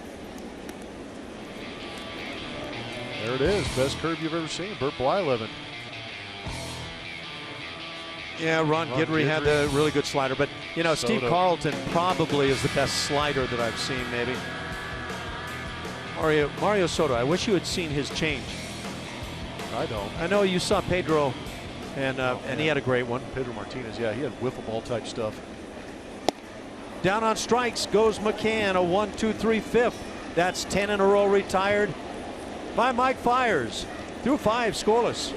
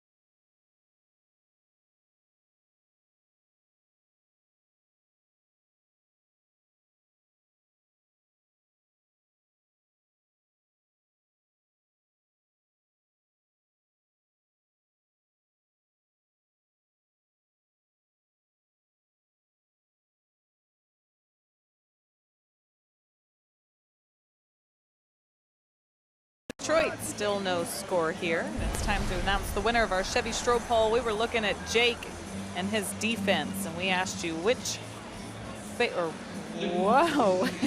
on. Which was your favorite Jake Brisnick catch? The one that won was against the wall at Texas. Never mind the question that was on the screen. We're looking at Jake. So let's look back at this one. Oh my goodness. I mentioned earlier there's a bunch of these, and I know on Twitter a lot of people wanted the Fenway Park catch against the wall there, crashing into the green monster. That was a great one too, guys. There's just so many, and you're right, Julia. That was a good one in Arlington. Going all Spider-Man on that wall back there. Don't think of Jake as being the right fielder. George has been the man for so long now. Brisnick at the plate has a couple of strikes on him. The last 23 hitters in this game have been retired. 13 by Verlander, 10 by Fiers. We're official. We've played 5, but it's scoreless. I guess official in the sense as we look at the skies darken here in Detroit. And Marisnick down on strike. 7 for Verlander, that it would at least be picked up in the 6th inning. That fastball just blown by. Yeah, that was guessing something else and got that heater snuck right past him at 90 plus. Yeah, you saw the darkening skies. 1 out here in the 6th inning. George Springer is struck out and grounded out. Whoa. That ground out was the hot shot off of Verlander's shoe or leg or ankle that kicked to Miggy Cabrera at first base. Miggy applied the tag. Yeah, I'm not sure how often Verlander wears the 3/4 tops or the high tops, but he's got them on today, and I think that might have saved his ankle on that worm burner that George hit back up the middle. Good swing. Ball and a strike on Springer. Yeah, I don't think of many pitchers that would wear a high top shoe like that. It's not affecting the drop and drive from Justin Verlander at all. Well, he looks good again, doesn't he? Man. Had some struggles the last couple of years. A guy who has been an MVP and Cy Young Award winner in the same season.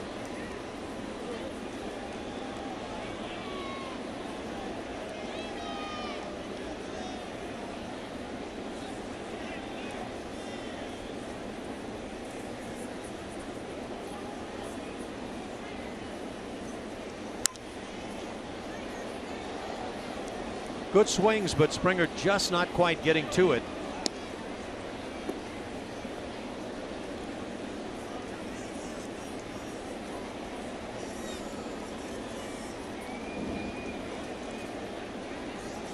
It was 2011 that saw Justin Verlander win the Cy Young Award and the MVP. Went 24-5 that year. Wow.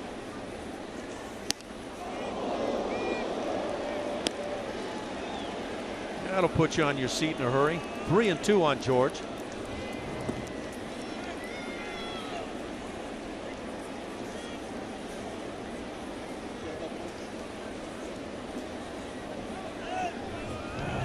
Coming by at 95 miles an hour. That will get your attention. The 3-2.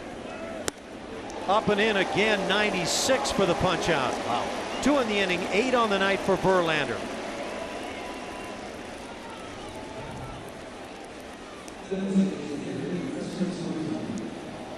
Tell you what, you knock him down with one, you come right back into the house with even more velocity. That's tough to catch up with. Smart, effective, and able to execute is what Justin Verlander is doing tonight. When he's feeling it, he's a believer like anybody would be, and I think he feels like he can get anybody. Well, he gets Tucker with that leadoff curveball. Shift on. Castellanos, the third baseman, playing in shallow right. Preston 0 for 2, a couple of punch outs.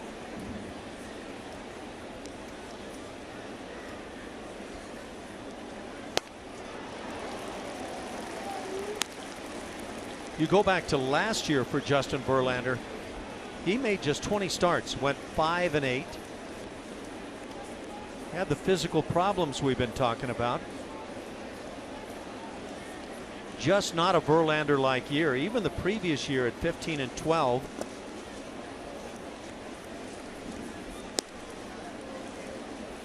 Coming off that 24-5 season in 2011, he went 17-8. Kind of paltry numbers in comparison to the big year. Nonetheless, great numbers.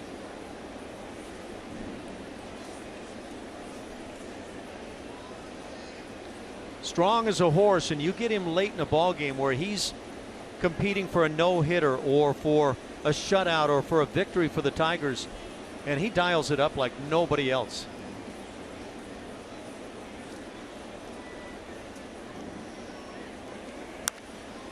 Changeup grounded right side.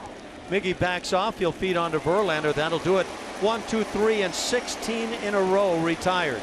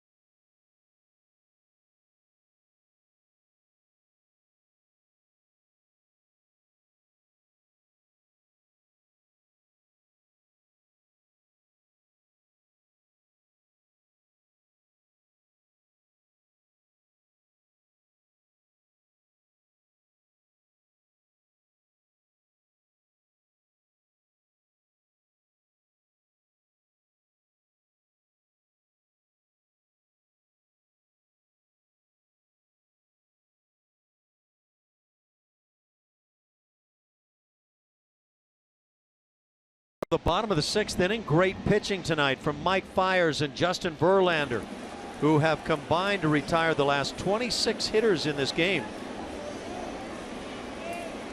Fiers allowed a 2-out base hit to Collins in the 2nd inning and then got McCann. And from there on, McCann the 8-hitter. Fiers has not allowed a base runner. Jose Iglesias has hit an 8 straight and is 0 for 1 on the night.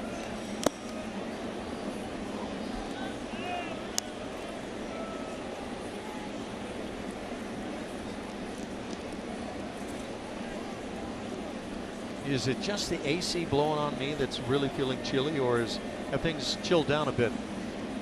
Mr. Rain Dance. I'm gonna keep one hand in the booth. I'm gonna reach out, feel both. Yeah. It's a little bit warmer out here. Is it? Yeah. Okay. So it is the AC. So we are safe For the time being. 2-1 pitch. Change up right off the end of the bat. Fiers will turn that into out number 1 here in the 6th. Mike Fiers has utilized that change well tonight. Yeah, he's one of the league leaders in throwing that pitch about 20% of the time when he goes out there and pitches. But I talked about the fastball curveball being important for him tonight, but he's actually commanding all 3 pitches quite well.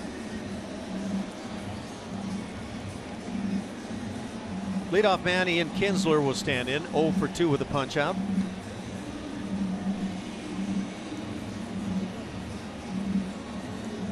Not sure what the delay is at the plate. Waiting for Jeff Blum to TV time. Finish his rain dance, apparently. I thought you were going to punch me right in the throat when I started to do that. No, I know my limitations, believe me. 1 ball and no strikes. Yeah, you can see the skies. They were crystal clear until Jeff Blum got up and started dancing. Drew a turtle on the floor here. Used to do that in the minor leagues. Mired in a massive slump. Team is losing ball games. Pitchers are complaining about the offense. Get that hint of a cloud or hint of rain, and you go outside, start drawing the rain turtle out in the warning track. You know, I'm not familiar with the rain turtle. Oh, man. 2 balls and a strike. That thing worked like a charm in Florida State League. Why a turtle? I have no idea, but all I know is it was effective. The baseball gods responded to that a couple times for us. Right when you needed it most, huh? Oh, yeah.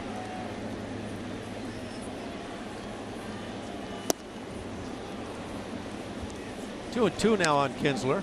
And again, that changeup from Mike Fiers. Right on right, too.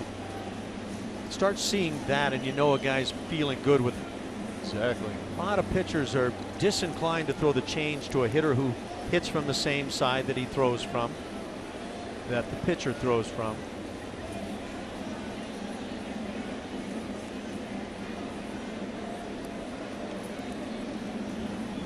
The Astros threatened in the 1st inning with 2 outs. Altuve at 3rd, Correa at 2nd, following a single and double. But that's been it from the Astros. The only 2 base runners of the night. Mike Fiers has walked 1, yielded 2 base hits tonight, and all those base runners coming in the 2nd.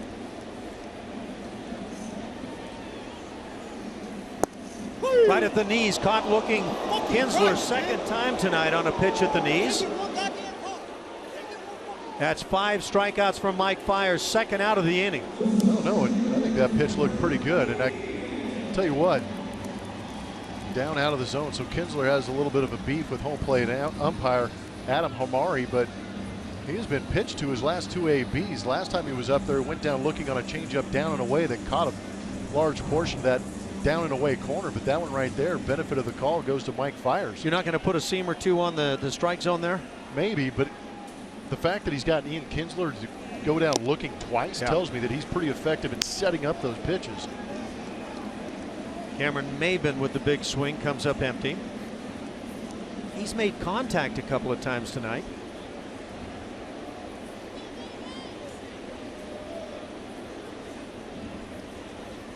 There's the curveball and a base hit. So that snaps the string on Fiers. as he had retired 12 in a row. A 2-out single here brings up Miguel Cabrera. Good piece of hitting on the hanging breaking ball going up the other way. See this one sharp, but you got to give credit to Cameron Maybin. Still catches the middle part of the zone. He just stays on it and punches it back up the middle. Well, what a job he's been doing for the Tigers. Miguel Cabrera has struck out and grounded out. And that batting average, don't let it get around to all the experts in baseball. It has dipped below 300. His Mendoza line is 300. And it's going to dip a notch more as he pops one on the right side. Altuve almost stumbles and then drops it. Gets the ball back in. Here comes Maybin. Here's the throw. And he's safe at the plate. Jose Altuve called it in right field and then stumbled. And as he came out of the stumble, tried to make the play and couldn't get it done. And that's the first run of the night. Gosh, hate to see that happen. Usually so reliable out there as Jose Altuve, and just the slightest stumble put him into panic mode on that fly ball. Be interested to see this play at home plate, but here you see Altuve calling it, was under it, a little bit of a stumble, and that ball starts to move up in the air. That panic sets in. It's actually a pretty good throw from Carlos Correa trying to get that ball in. Just a tough break. I've never seen a pop fly hit terra firma when Jose Altuve's been near it. Great slide from Maybin going around that tag and getting that hand in there. Wow. So it's 1-0 Detroit. Have you heard a ruling yet? There's not an error on the board. They have 3 hits, and that would be the Maybin hit for the 3rd one. Popped up again, shallow in left center field. It'll be Colby Rasmus, and now Jake Marisnick comes on to make the play. So that'll do it in a very costly play on the pop fly as a run scores. 1-0 Detroit.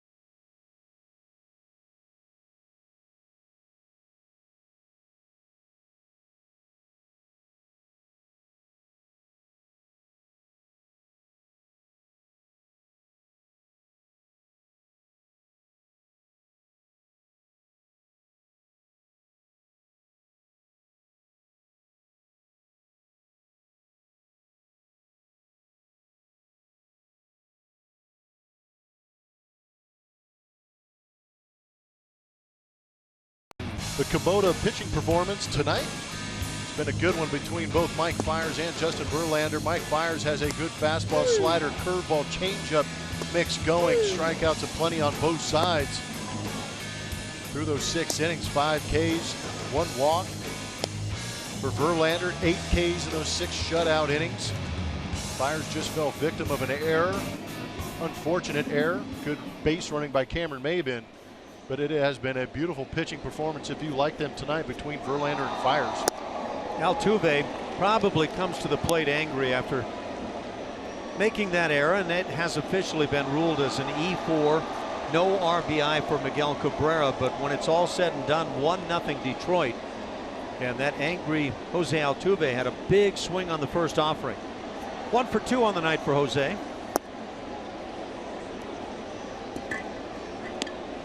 They appeal down to first base.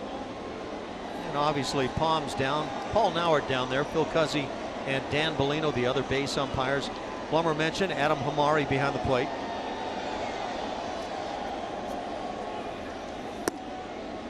Strike at the knees.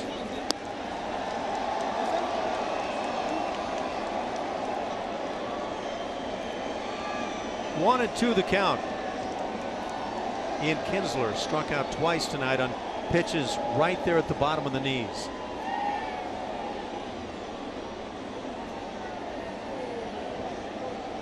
It's been a couple times we've seen Justin Verlander step off, try and regroup. Just a couple times that I think that him and James McCann, the catcher, have been not on the same page. I would feel as a catcher catching Verlander tonight, pretty much anything you put down there is going to be okay. Yeah, he's got 4+ pitches. He really does.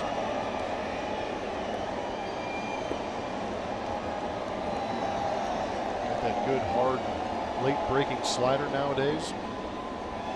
Those are between 87, 89 miles an hour. Over the top curveball stays high. That'll fill it 3-2 as Altuve leads off the 7th, followed by Correa and Rasmus.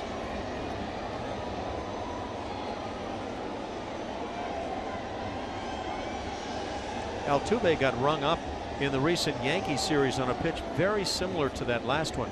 In fact, a couple of strikes in that at bat, that same pitch.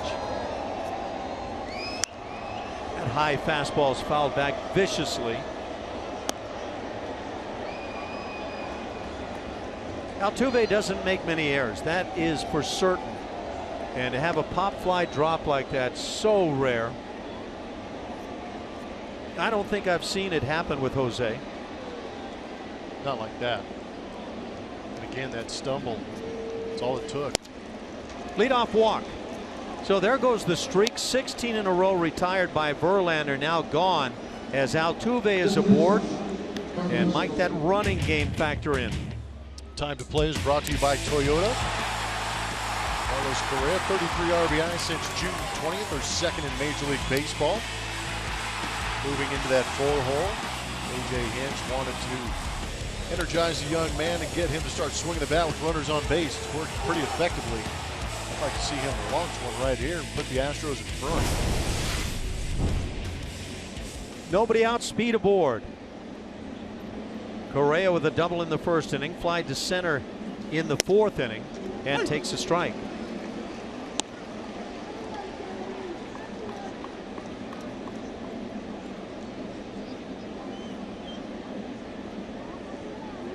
.269 that batting average on the season.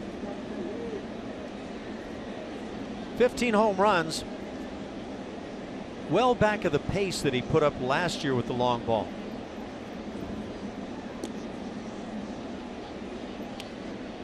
You have any thoughts as to why that might be? Possibly consciousness of trying to hit the other way or anything like that? I think you've got to give a little bit of credit to the pitchers around the league. They're making their adjustments to Carlos Correa, but I think there's been a concerted effort on Correa's part to go up the middle the other way. Chops one foul third base side. And he has plenty of pop to go up the middle and the other way. But we've seen it here in this series. Just 2 games in this series so far. Game and a half. We've seen him drive the ball to center field. We actually talked to him last night after the game on that one he hit last night here. He thought he got a hold of it. But again, just a deep part of this ballpark in center field, and most ballparks around the major leagues make it tough to rack up those home run numbers going to dead central. Altuve down at first base draws the attention of Verlander. Altuve tied for second in the American League in stolen bases with 25, tied with Rajai Davis of the Cleveland Indians. Eduardo Nunez has moved into the league leadership, 27 bags for Nunez.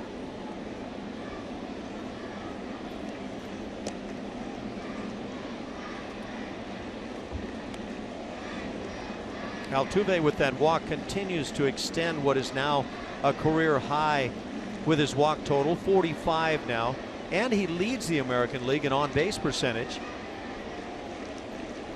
Comes in tied statistically with Mike Trout. And the appeal says yes, he did swing. So Correa down on strikes. Oh, that's a tough call Well, there. that is. That is a tough call. 9th strikeout of the night for Verlander. 1 out in the 7th. Brings up Colby Rasmus.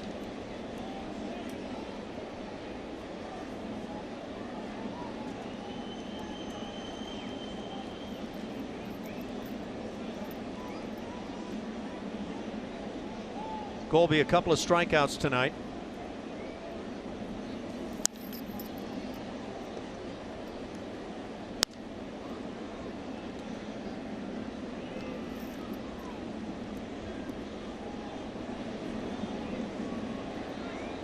Colby Rasmus, 12 homers on the year, 47 ribbies. With 1 out, does that tendency to possibly try to steal a bag increase for Altuve? We mention again that James McCann behind the plate has thrown very, very well. 52% of would-be base thieves have been thrown out by McCann.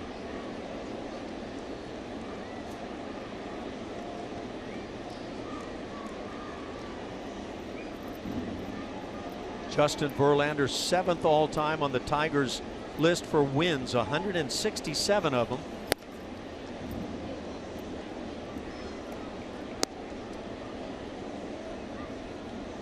How about a mistake right here that Colby rams into right field?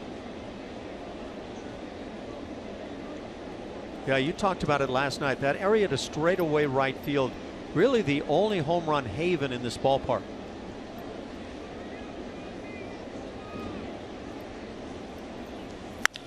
Line to right field, but that's at the right fielder Collins. He'll make the catch, and a second out of the inning, and Colby got into this one.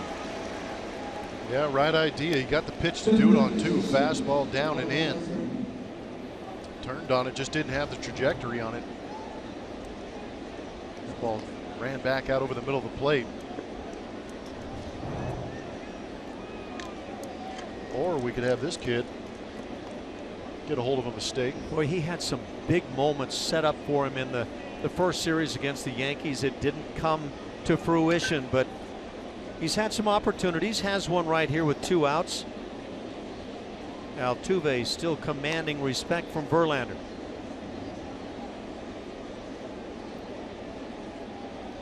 Oh for 15, far enough for Alex Bregman.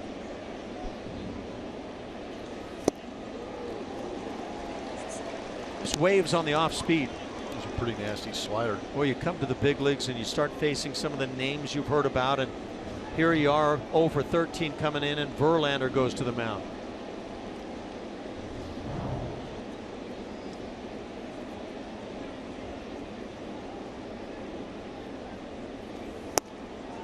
Just away.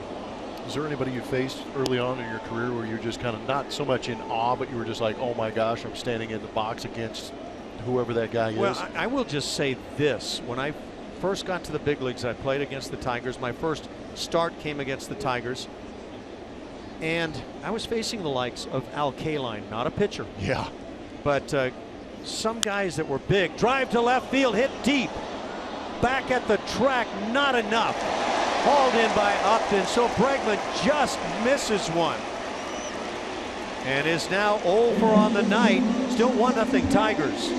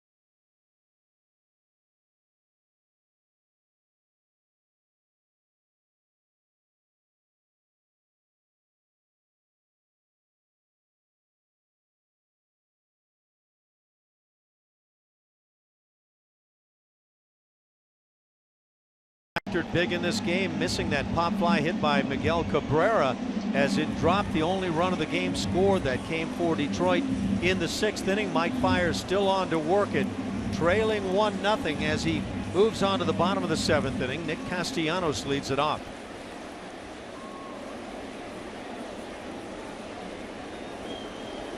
Castellanos, Upton, and Collins for the Tigers. Shift on in the infield.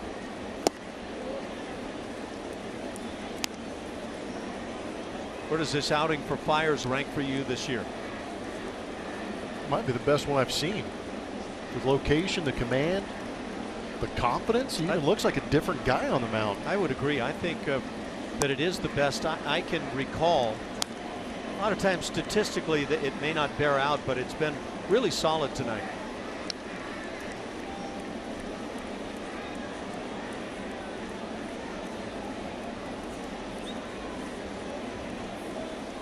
Fiers worked 6 shutout against the White Sox in a win recently. That coming on the 1st of July.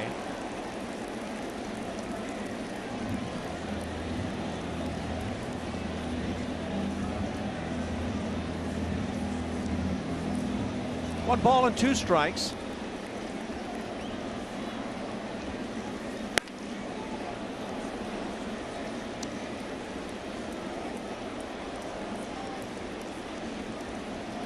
Well, if you're Mike Fiers, you got to feel good about the fact that things have come together so well for him personally tonight. But what a hit in the gut with that run scoring. Count stays at 2-2.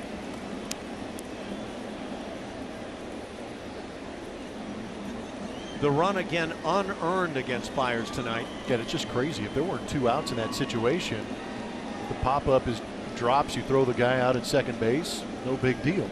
Good with point, 2 outs, Cameron Maybin's off with contact.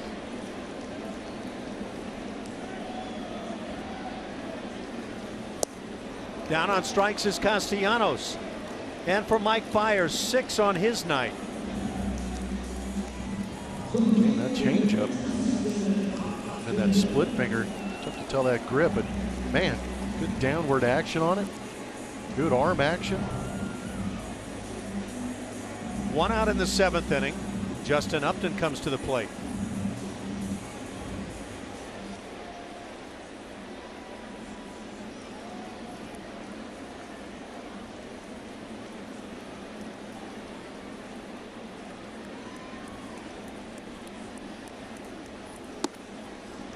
Just off the inside edge. Good, well located, but again, we've seen Fiers throughout the evening throwing pitches on the inside corner. And yes, it would be nice to have that ball called a strike, but at the same time, just the fact that you're coming inside plants a seed in the hitter's head that he can't lean over that outside corner.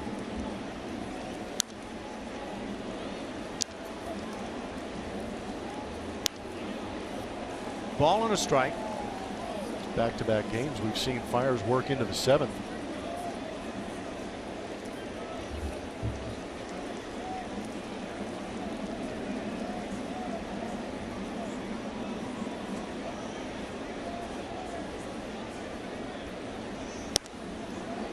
Back up to that high heater. 1-2 the count.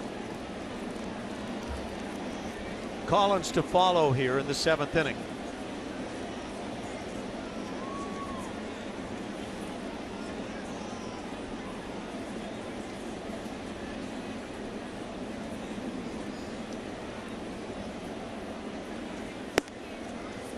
Comes right back up at 91. 2-2 the count.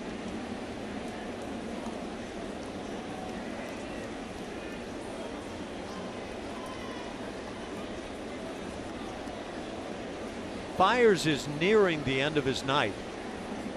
Pitch count at 93 for Mike. Ground ball left side. That is in the hole, just out of the reach of Correa. Second hit on the night for the Tigers that has gone right in that same area. 1 out single for Upton. It brings up Tyler Collins.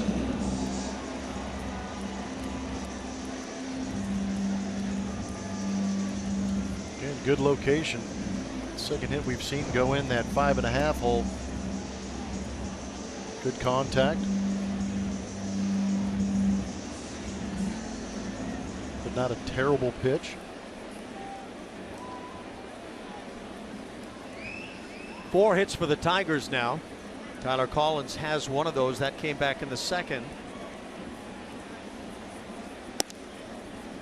Mike Fiers ran off 12 consecutive hitters without reaching here in the ball game.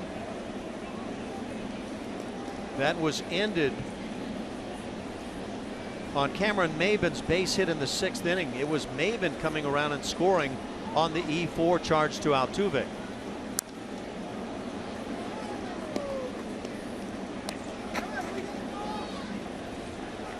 Pat Neshek, the right-hander, now gets loose for the Astros. 96 pitches now as Fiers nears the end, but what a performance on the evening. Yeah, it's been real nice. That last outing against Anaheim in Minute Maid Park, where he went 7 innings, he threw 92 pitches. Runner goes. The throw down is just a bit late. Perfect throw by Castro. Did you see how close Phil Cuzzy, the second base umpire, was to that throw from Jason Castro? That's too close at the bag. I think Carlos Correa's having a little chat with him, going, "Hey man, get out of the way so I can see the ball." Had that ball been offline on the shortstop side, watch the second base umpire at the bottom of your screen. He almost screens Carlos Correa. That's really terrible. Did. What a horrendous place for an umpire to be standing. Are you kidding me? Backed right into it, just as Correa is looking for the ball. By the way, flinched. I thought initially you might be commenting about the curveball from Fiers. Very close. Counts it 1-2. Wow, good pitch. Collins dialing 911 right there. I'm going to take a look at our Lexus defensive rankings right now. Rasmus, Marisnik, Springer, all center fielders basically playing around this large outfield here at Comerica. Very good statistical numbers and very good outfielders. Do a good job of charging to the baseball. Strong, accurate arms out there. I'm still blown away by Phil Cuzzy standing right in the middle of the play. Never seen one quite like that. 7th stolen base for Upton.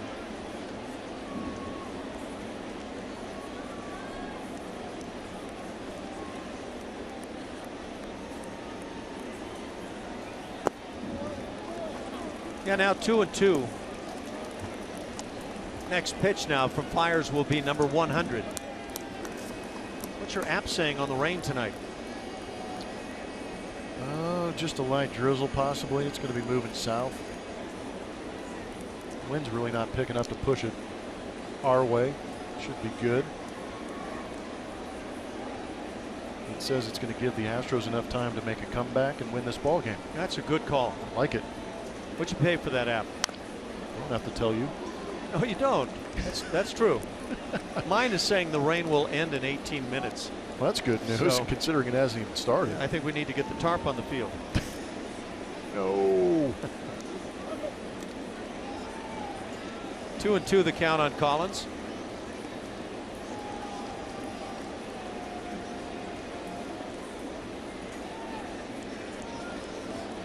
Is that a little bit of light rain? Look at down? you. Are you kidding me? You couldn't say you it, huh? Kidding me? You're scared. Basically, don't be a skirt. You just told everybody you're scared. I am not scared. I just can't believe that you're wishing for this. No, I didn't wish for anything. I'm wishing for a 2-2 punch out right here. In the dirt, 3-2. First base is open. 1 out here in the 7th inning.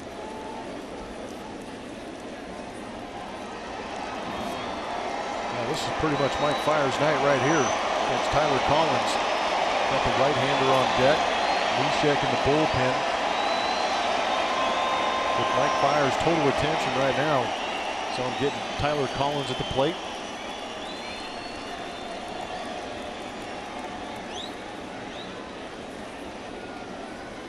A lot riding on this pitch. Ball 4 delivered. That'll put runners at first and second.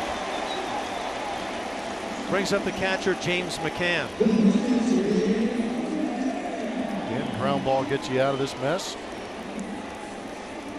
Really the first trouble we've seen Fiers get into. That run was scored in the 6th on the error, but second inning is where you saw a walk and a couple of hits. A.J. Hinch coming out to the mound. 102 pitches have been thrown by Mike Fiers. 102 very effective pitches tonight. that is going to do it. A.J. Hinch taps Mike Fiers on the chest with the baseball, saying a great night as he heads to the dugout. Pat Neshek will jog it on in, working here in the 7th inning. 1-0 Tigers. We'll be right back.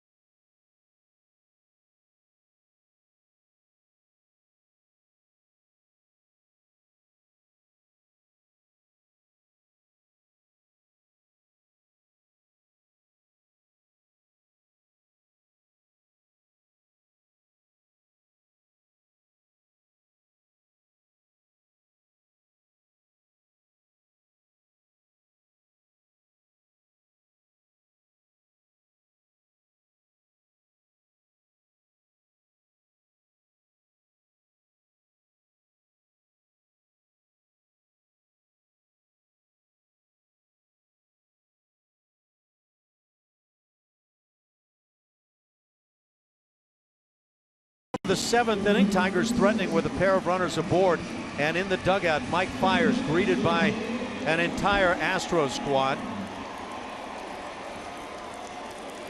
Pitched his tail off. If he's exhausted it, that's fine, because he did a great job keeping his ball club in this against a good pitcher in Justin Verlander. See Pat Neshek stepping onto that mound, trying to close this thing out for Mike Fiers, leave those base runners out there. Get him a good sinker, turn McCann over and turn a double play. Altuve plays near the bag. That leaves a big gap on the right side as the first offering is in for a strike. The lone run of the game unearned against Mike Fiers on a Jose Altuve error.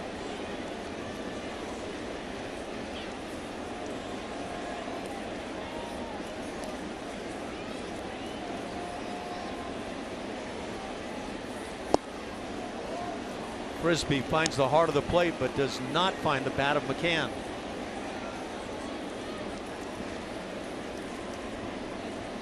Oh, and 2 the count.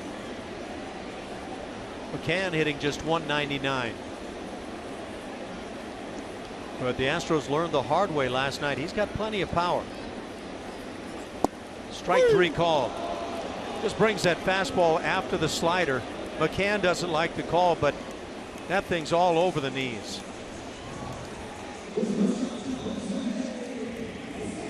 Yeah, that's just nicely spotted. He may be turning around to ask the home plate umpire what that pitch was. Just got beat. Got any suggestions how I can hit that pitch, Mr. Ump? I've had those conversations. Yeah. They're not good. 2 down runners at first and second. 9-hitter Jose Iglesias at the plate, 0 for 2 tonight.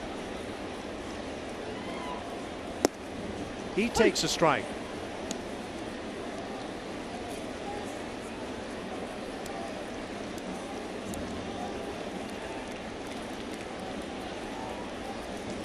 Fans on Twitter, or a fan saying Fiers should have 0 earned runs. Well, he does have 0 earned runs tonight.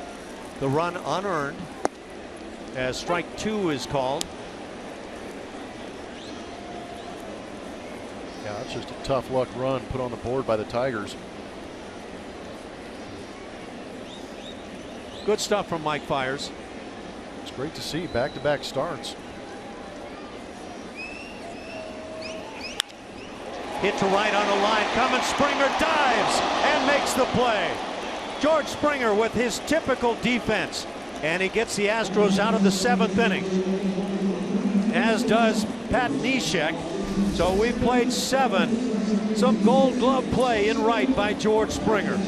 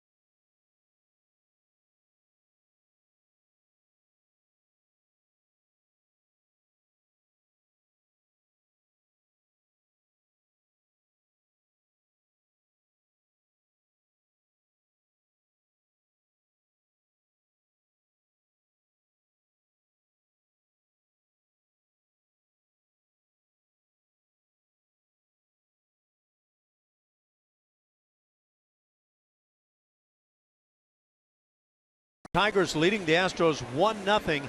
An unearned run against Mike Fiers. Pat Neshek comes in and gets a couple of outs. Very nice job in the 7th inning. Great defense by George Springer to get the club out of that frame. And now in the 8th, 7-8-9 for Houston. Tyler White leads it off. Chops it over the mound. Here comes Kinsler. He'll make the barehanded play, and a good one it is as he gets Tyler White.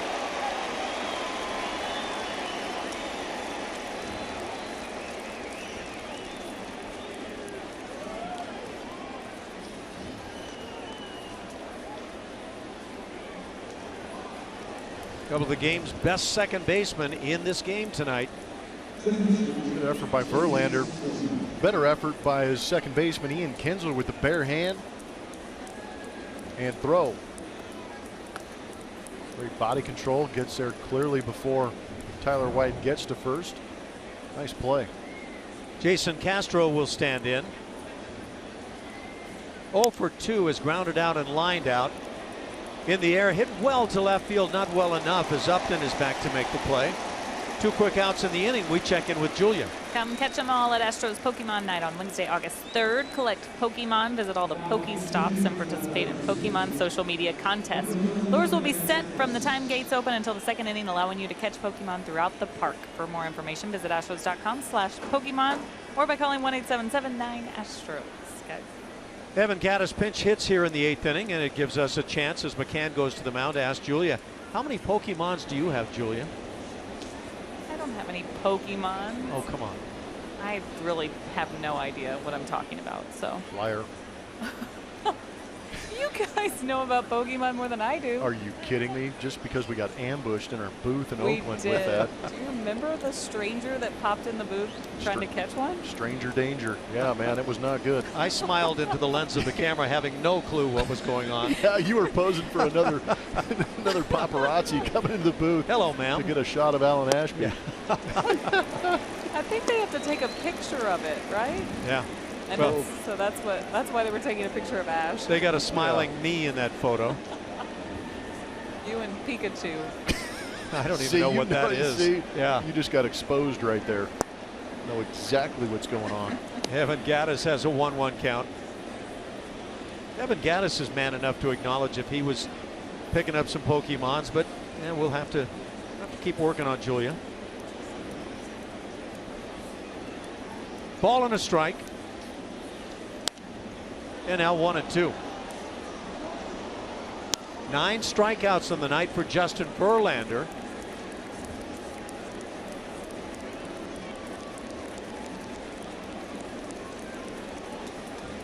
It's going to be interesting to see how the defense sets up with Evan Gattis pinch hitting for Jake Marisnick. Gomez still has that issue with the hamstring. Marwin Gonzalez has a hand issue. Strikeout number 10 as Verlander gets Gattis, a 1-2-3 8th inning. Still Tigers on top, 1-0.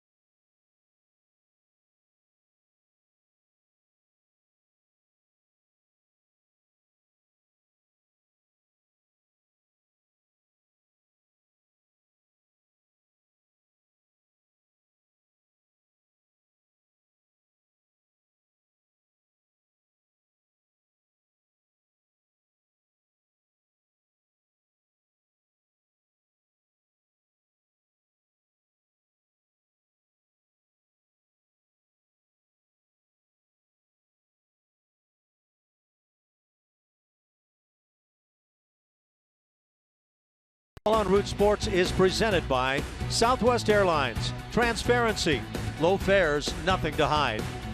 And by Lexus, the new 2016 Lexus ES and ES Hybrid.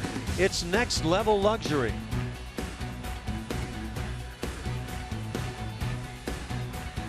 Comerica Park here in downtown Detroit. Got some changes defensively for the Astros now as we go to the bottom of the 8th inning. Alex Bregman has moved from third to left field. Tyler White moves from first to third base as Jason Castro moves to first base, and Evan Gattis stays in behind the plate. Also got a new pitcher, Ken Giles, in this ball game, making his 46th appearance. ERA sneaking under 4. 250 opponent batting average. A lot of punch outs with that heat and slider that he brings. Looking to keep this game right where it is, get that offense back out there for some late inning thunder.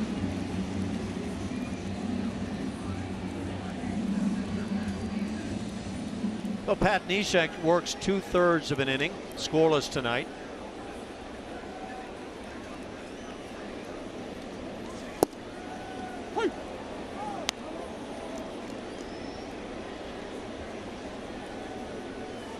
Colby Rasmus was the left fielder. He moves to center field, so Jake Marisnick is now out of the ball game. Of course, it was Marisnick pinch hit for by Evan Gattis to end the 8th. 0-2 the count. Giles gets in front. Facing the top of the order, Ian Kinsler, the leadoff man, followed by Maben and Cabrera.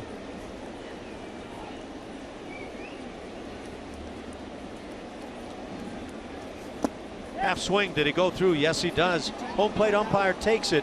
3 strikeouts tonight for Kinsler on an 0-for-4 evening.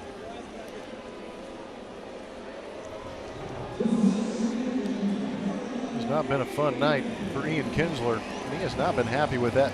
Adam Hamari behind home plate. He did go, but I'm sure he was asking Adam to push that call down to first base.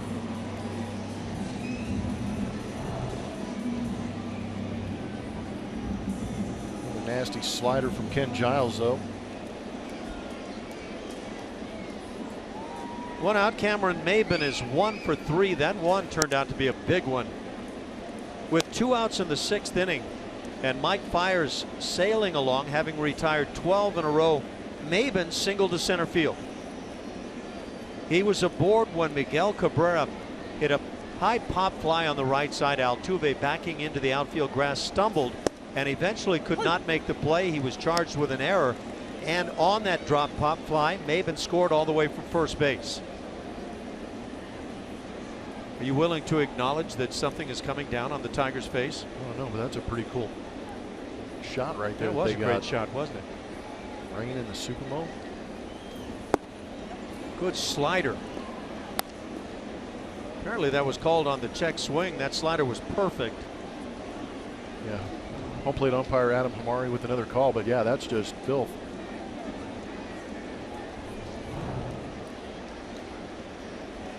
Get extra credit for throwing it in the zone.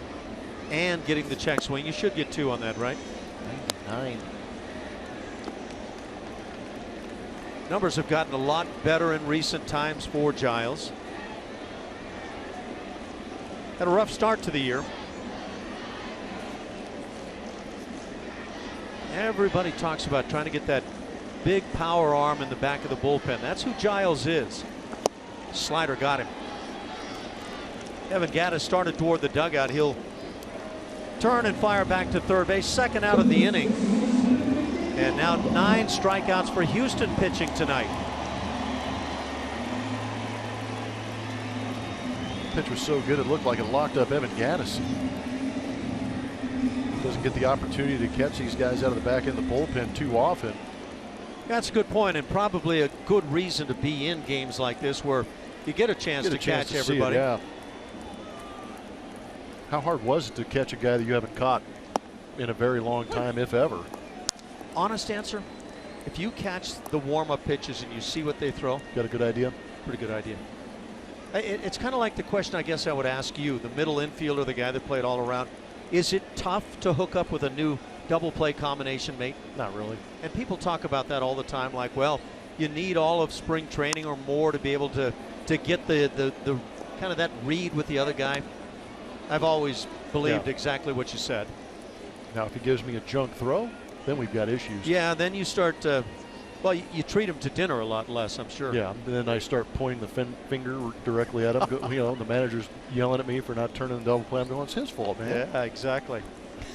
I saw you play a lot of games, and I never did see that finger come out. Oh, can't do that. Foul ball goes back. Miguel Cabrera with an 0-2 count. Sounds good on TV, though. For a moment. Briefly. But I'm not going to let you get away with it. Did we go over the century mark here? Wow. 101 up in the zone. Yikes. Mickey's still able to get a piece of it to stay alive. Wow. You've got to have a big league dial to be able to get to that heater. Slider got him. Man. 3 strikeouts in the inning. Ken Giles dead on his game. We go to the 9th with the Astros bringing the top of the order. Springer, Tucker, and Altuve.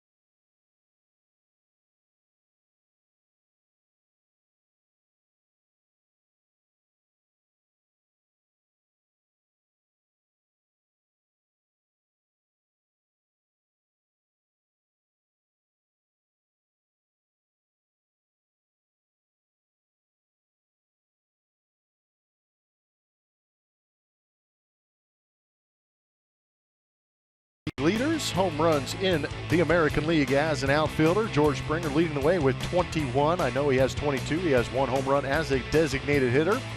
Mookie Betts, Ian Desmond turning into that outfielder and doing a great job at it. Adam Jones, of course, on that list. Good to see Houston Astro Pop being represented by George Springer. Right now, it'd be nice to add number 22 to that list. To get it, he'll have to do it against Justin Verlander, working into the 9th inning. 96 pitches on the night to get to this point. Springer 0 for 3, a couple of strikeouts. Fastball finds the plate. This nasty movement at 94 down in the zone. That is a very good way to get ahead.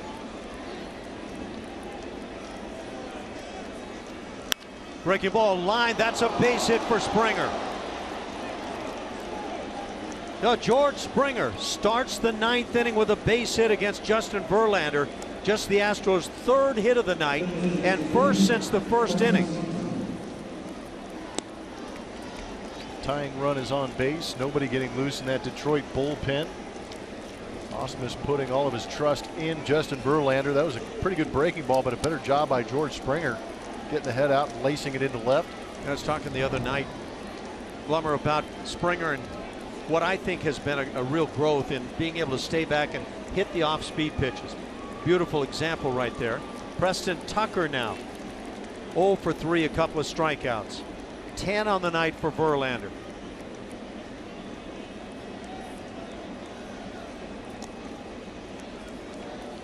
This spot right here, you wonder if Tucker might be getting the bunt sign. I think that sometimes you see the pitcher pick over to see if the hitter will tip his hand a little bit. No movement out of the hands from Preston Tucker to give away the fact he might be bunting. Shows no sign of the bunt. Swing mode. Takes it 89. I'm going to guess that's the changeup. The changeup or the cutter just sometimes turns into a cement mixer. Don't get that sharp break that we've seen previously in this game. Got varying sets of numbers. 100 pitches is what we have, and I'm going to go with that. They have 98 out on the board in left field, but let's make it number 101 on the night as that fastball is thrown by. I don't know, that's hard to figure at 88. Yeah, and looking at the numbers, the scouting reports that we get, the changeup is at averaging 85 miles an hour. That slider is at 87 miles an hour. Feldman and Harris now get loose in the Astros pen. That's in the event that you tie or go ahead. George Springer has not been that stolen base guy this year that we've seen in the past.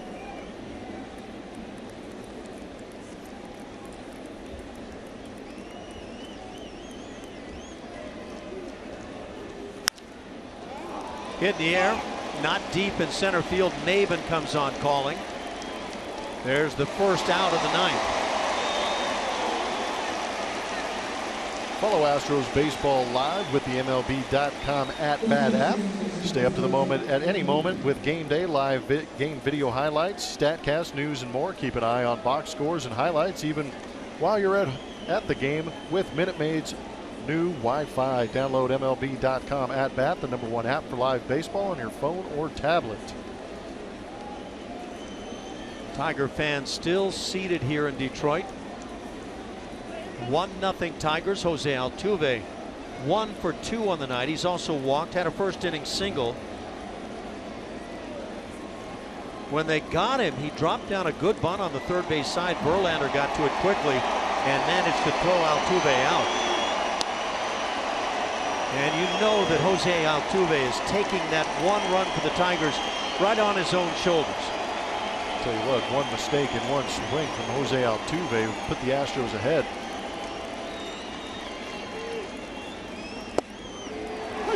Breaking ball for a called strike. And if he shoots a gap right here, George Springer's going to score easy because the gaps here at Comerica are massive. Back on Springer with that running game. He's stolen 6 this year, caught 7 times.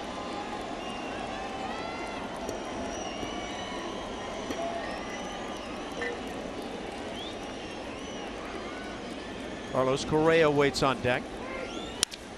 Ground ball. Deep in the hole, it's short. They will not get an out.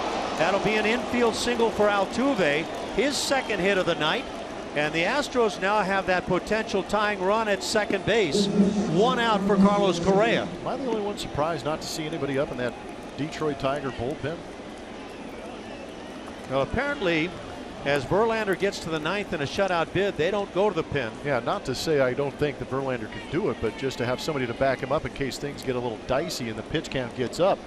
Good hustle by George Springer right here. And really the only play that Iglesias had was to try and get George Springer, but that ball not hit hard enough and too far to the right of Iglesias to get anybody on that play because Altuve scoots pretty good down that line too. I bet it gets a little tough for a manager when he's dealing with what you just brought up here in the 9th inning, leading 1-0. And the Astros now with their RBI leader, Carlos Correa, at the plate. 66 ribs on the year, has doubled in 3 at-bats tonight. And Verlander's not afraid to throw well over 100 pitches. That fastball at 95 finds the outside edge. And again, the competitor in Justin Verlander stepping out right here, and you can see right here, still has the command, still has the velocity. Carlos Correa shaking his head, but that was an absolute money pitch on the outside corner. Good speed aboard. Springer at second, Altuve at first. Francisco Rodriguez now loosens in the Tigers pen. And that brings McCann out to the mound. Here's a good look at K-Rod getting it hot. Last time he pitched was on the 26th at Boston. He went an inning, got the save.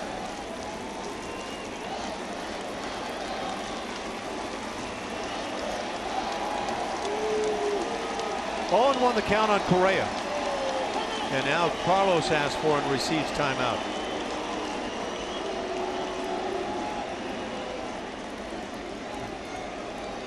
So much late fight in the Houston Astros. Sure is. Ball and a strike. Yeah, we've heard AJ talk about it, how proud he is of this team, but it also tends to be something that, well, almost gets relied upon, and it's hard to come up with time and time again.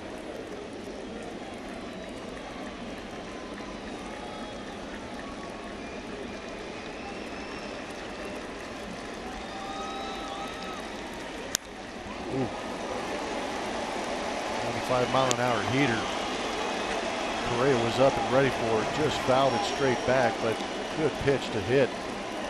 Wow, that's the swing you want to see, isn't it? You can see the deflation afterwards, realizing he just missed a pitch he had a chance to drive. He shoots a gap right here. That'll put the Astros ahead also. Tell you what, if he yanks one down that left field line, you guarantee you Altuve is going to challenge Justin Upton's arm out there. The 1-2 from Verlander. Breaking ball hit in the air, base hit to center field. Here comes Springer. He will tie the game into third. Altuve.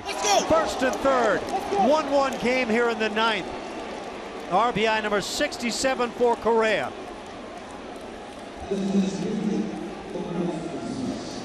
Not the greatest swing you're going to see from Carlos Correa, but an absolute peach right there in that situation. Recognizing breaking ball, just keeps the barrel through the zone long enough to get enough on that to sneak it in front of Cameron Maybin. A great read by George Springer, getting a good jump on that ball too to tie this ball game up. So with that ball not being hit hard either, allowed Altuve to get to third base 90 feet closer to winning this ball game. Both guys reading it very well.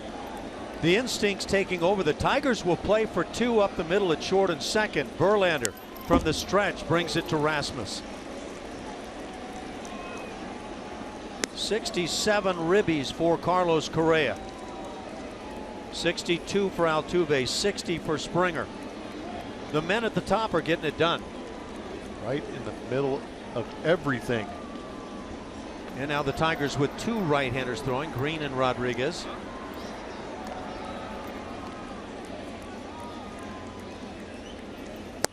Well, Springer gets the ninth inning started with that tough breaking ball, the curveball from Verlander, down and away, and finds a way to shoot it into left field. And out later, Altuve with the base hit. Infield style, the speed of Springer needed to beat the throw at second, and then Correa. And you're so right on that swing from Correa, just finding a way to keep the barrel at the ball. Now 1-2 on Colby. Again, Colby looking for something he could drive into the outfield. With one out, that runner on third base, that winning run on third base. Another peek at Correa. Just stays on it. But watch that barrel get to it, stay through it. That's what creates just enough force to get it out there into the outfield. That young man is really talented, loaded with tools, but he's also got that extra factor that can turn a guy into one of the game's great players.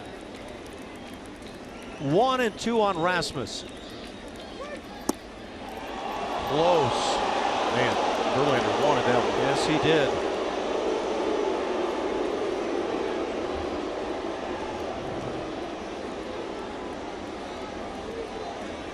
Ooh, man. Couldn't get much closer than that without being called. Gutsy take, but Colby's still in this count. By the way, Justin Verlander on his career 22 complete games, has one this year. 7 shutouts. That's gone. Breaking ball hit on the ground left side. A run is going to score as they get an out at second base. Correa unable to get there in time to beat the play. So it's 2 outs, but the Astros now take a 2-1 lead here in the ninth. And a great job by Rasmus. How did Iglesias get that ball to second base? Unbelievable play just to get an out in that inning. Good pick by Ian Kinsler, but nonetheless, winning run is across.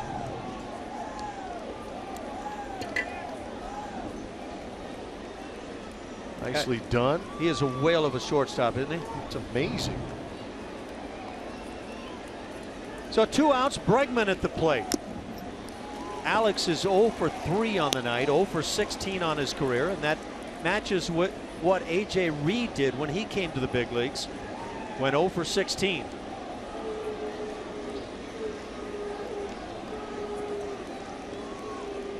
Alex has had some good swings tonight. Ball's behind, 0-2. Just under the ball.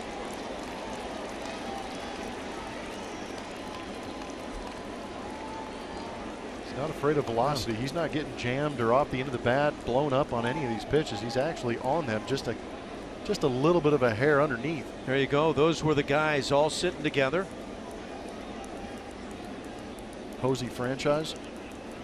That's about it. I guess you could name it multiple ways. Bregman down on strikes, and that'll do it in the 9th inning. But the Astros rally for 2 as they take a 2-1 lead. RBIs from Correa and Rasmus.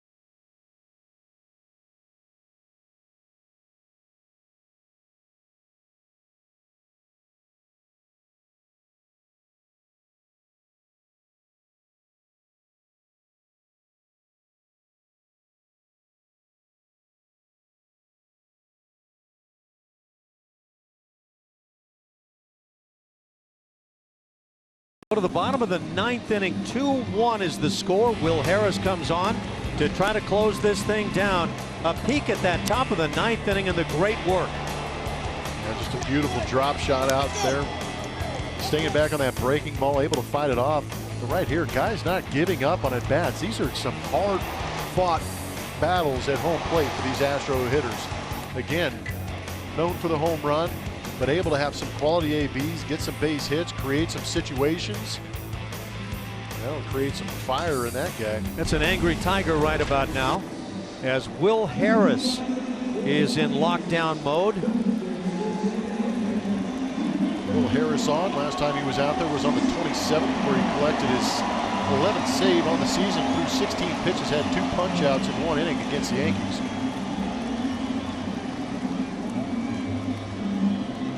And now for the Tigers, 4-5-6 coming up. Victor Martinez leads it off.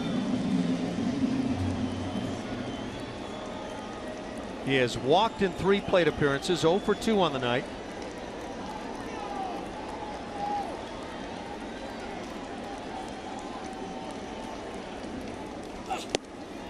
As Harris gets in front, and worth mentioning, Mike fires off the hook, and deservedly so.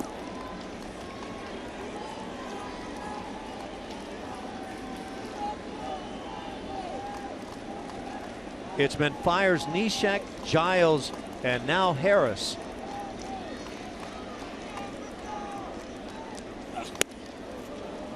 Ball and a strike on Martinez.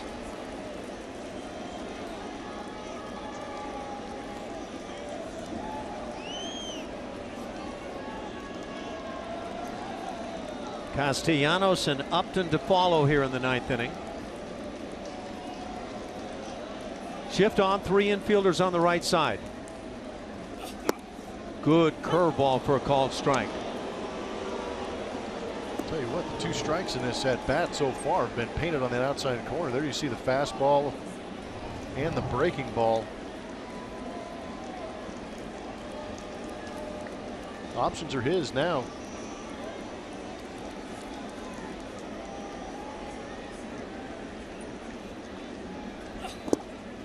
Again, the curveball. Evan Gattis, you could see all-out effort to keep that there. That's the one that you'll get those check swings on.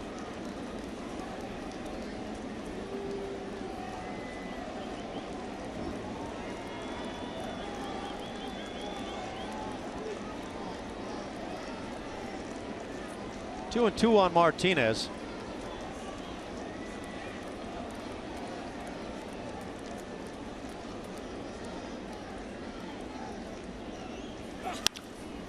Grounded right to Correa in the shift. And a big out, number one, here in the bottom of the ninth inning. It was a very big out. Always that first out of the inning is very nice to get throughout the course of the game, but especially for the closer coming in. Pinch hitter now for the Tigers as Jared Saltalamacchia, who started at catcher last night, will come on and swing it. This for Nick Castellanos, who I did not mention was replaced by Andrew Romine. A defensive change made by Brad Ausmus in the top of the ninth inning. So Saltalamacchia gets his first plate appearance.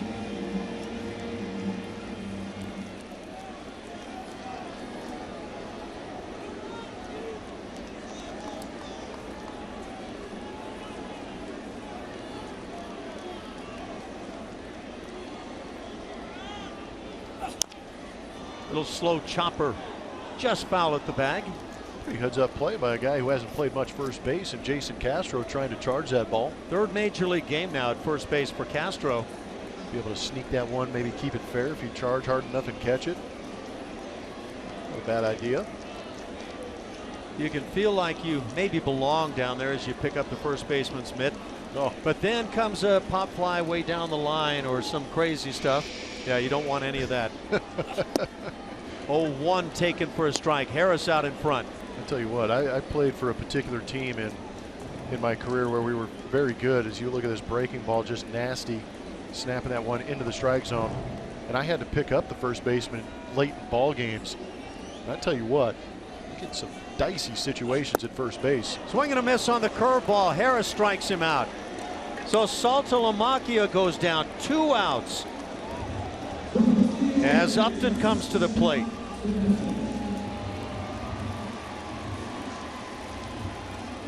The demeanor of Will Harris out there.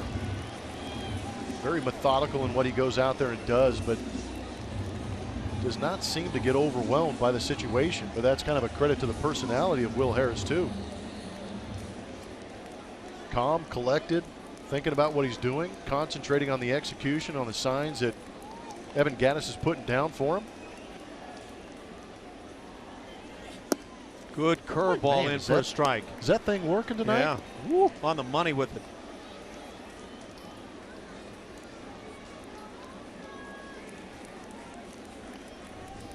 Huge 2-run top of the ninth inning for the Astros.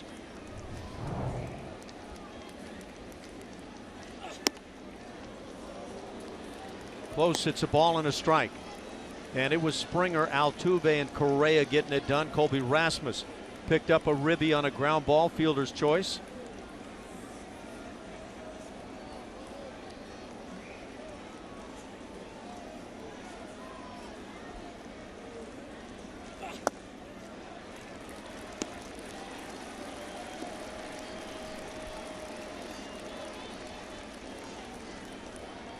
Two balls and a strike.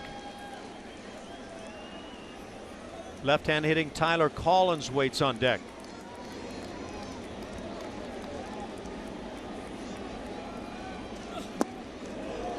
The appeal, palms down on that half swing.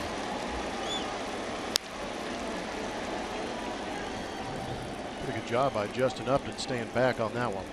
Strong hands you could certainly see there. 3-1.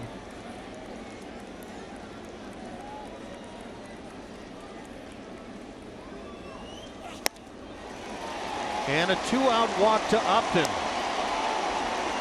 It'll bring up the left-hand hitter, Collins.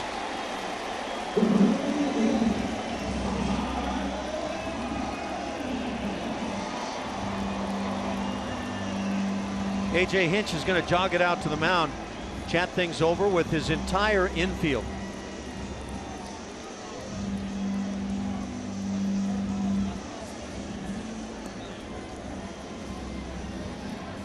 Every win so big. The Astros trying to put a grip on win number 56. For the Tigers, it would be the same figure, but the Astros on top 2-1 here in the bottom of the 9th inning.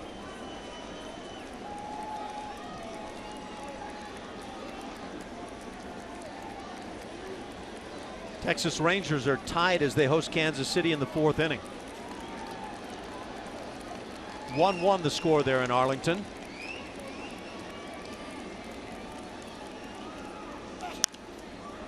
On the hands of Collins, he fouls it off.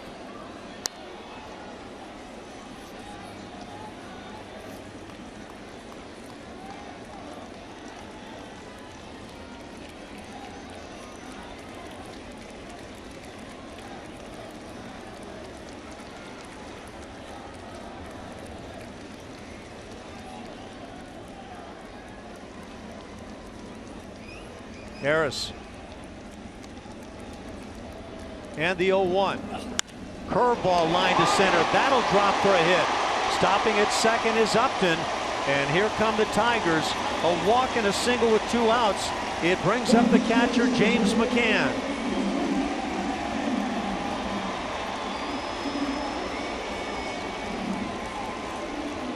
Still 2 outs. As an infielder, you're just looking to get a ground ball you can step on the bag with. We've got some players a little bit out of position, but we've got Tyler White at third base. He's played there before. Alex Bregman out there in left field. Castro at first base. All they've got to do on a ground ball in the infield is step on a base.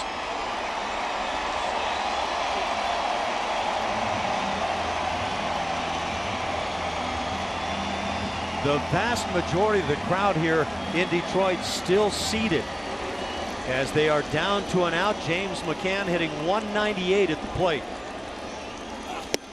Swings through the heat. It's a bit of an unusual fastball thrown by Will Harris, that little natural cutter that he brings to the plate.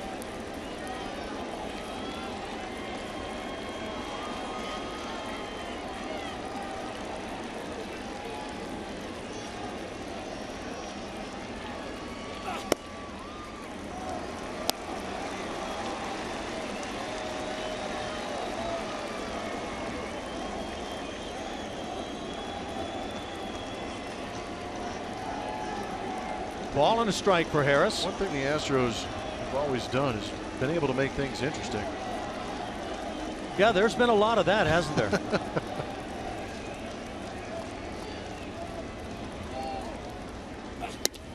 Half swing, McCann goes through, down to a strike. Interesting, followed by a W is always acceptable. Absolutely. It's not going to feel good on the wrists. Wonder if Will, with the 1-2 count, tries to climb the ladder again. He's got McCann to chase after 2 fastballs up in the zone, but he's also got him possibly set up for that curveball down in the dirt, get him to swing over the top. It was the curveball that McCann launched for the home run last night. I like the idea of, you have a pitch to waste right here. Why not see if he can chase another one? The 1-2 on the hands and fouled off. Yeah, he got in there tight.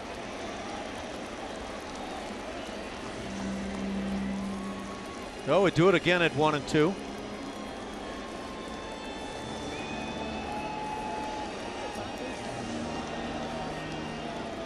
And now Evan Gattis jogs it out to the mound once again. Yeah, this might be a little bit of a couple things.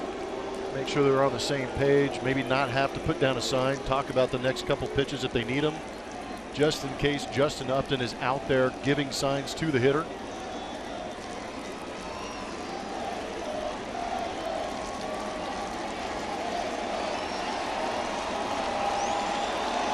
And more of the Tigers fans coming to their feet. The 1-2. Lined into left field. That's a base hit. Bregman charging. Here comes the runner to the plate. The throw off line. And the Tigers have tied it in the 9th. And moving into third base is Collins. James McCann with a huge 2-out hit to tie it.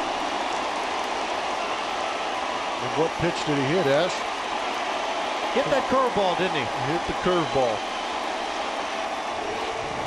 Like to see this pitch buried in a 2-strike count, but this one stays up in the zone. And McCann didn't have the bat speed to catch up to many fastballs from Will Harris.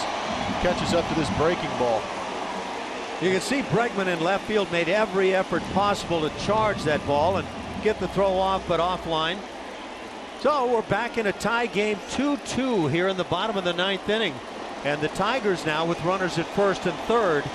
And their 9-hitter, Jose Iglesias at the plate, 0 for 3, but riding an 8-game hitting streak. And that leadoff walk, that 2-out walk came in to score. Harris gets in front. 2-out walk to Upton. Base hit by Collins, and then the 2-strike single by McCann to tie it.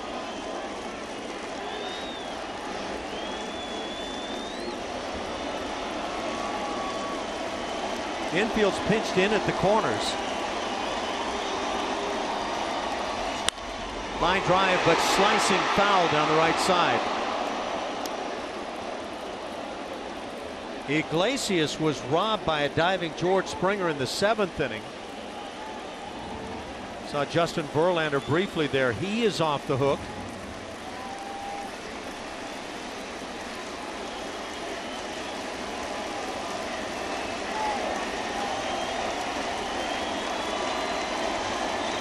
Playoff contending teams getting after it tonight. 0-2 grounded right side.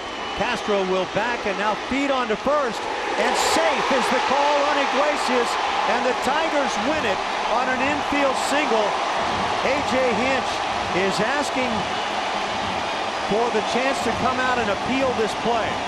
Tigers presently celebrating on the field, but if this call stands, the Tigers will win it with 2 in the bottom of the 9th inning.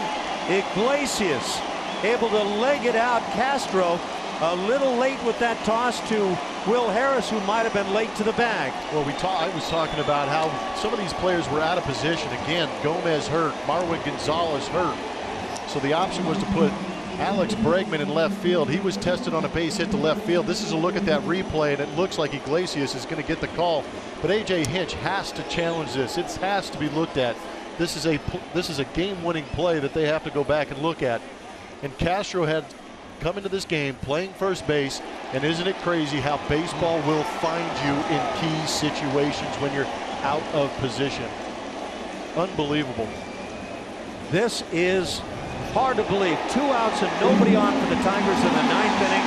They have reviewed it in New York, have quickly deemed that safe, as Iglesias has now hit in 9 straight. But what matters is the Tigers put 2 on the board in the 9th inning and win a very tough one, 3-2 over the Astros, to make it 2 straight here in the series. And that is just heartbreaking stuff for Houston.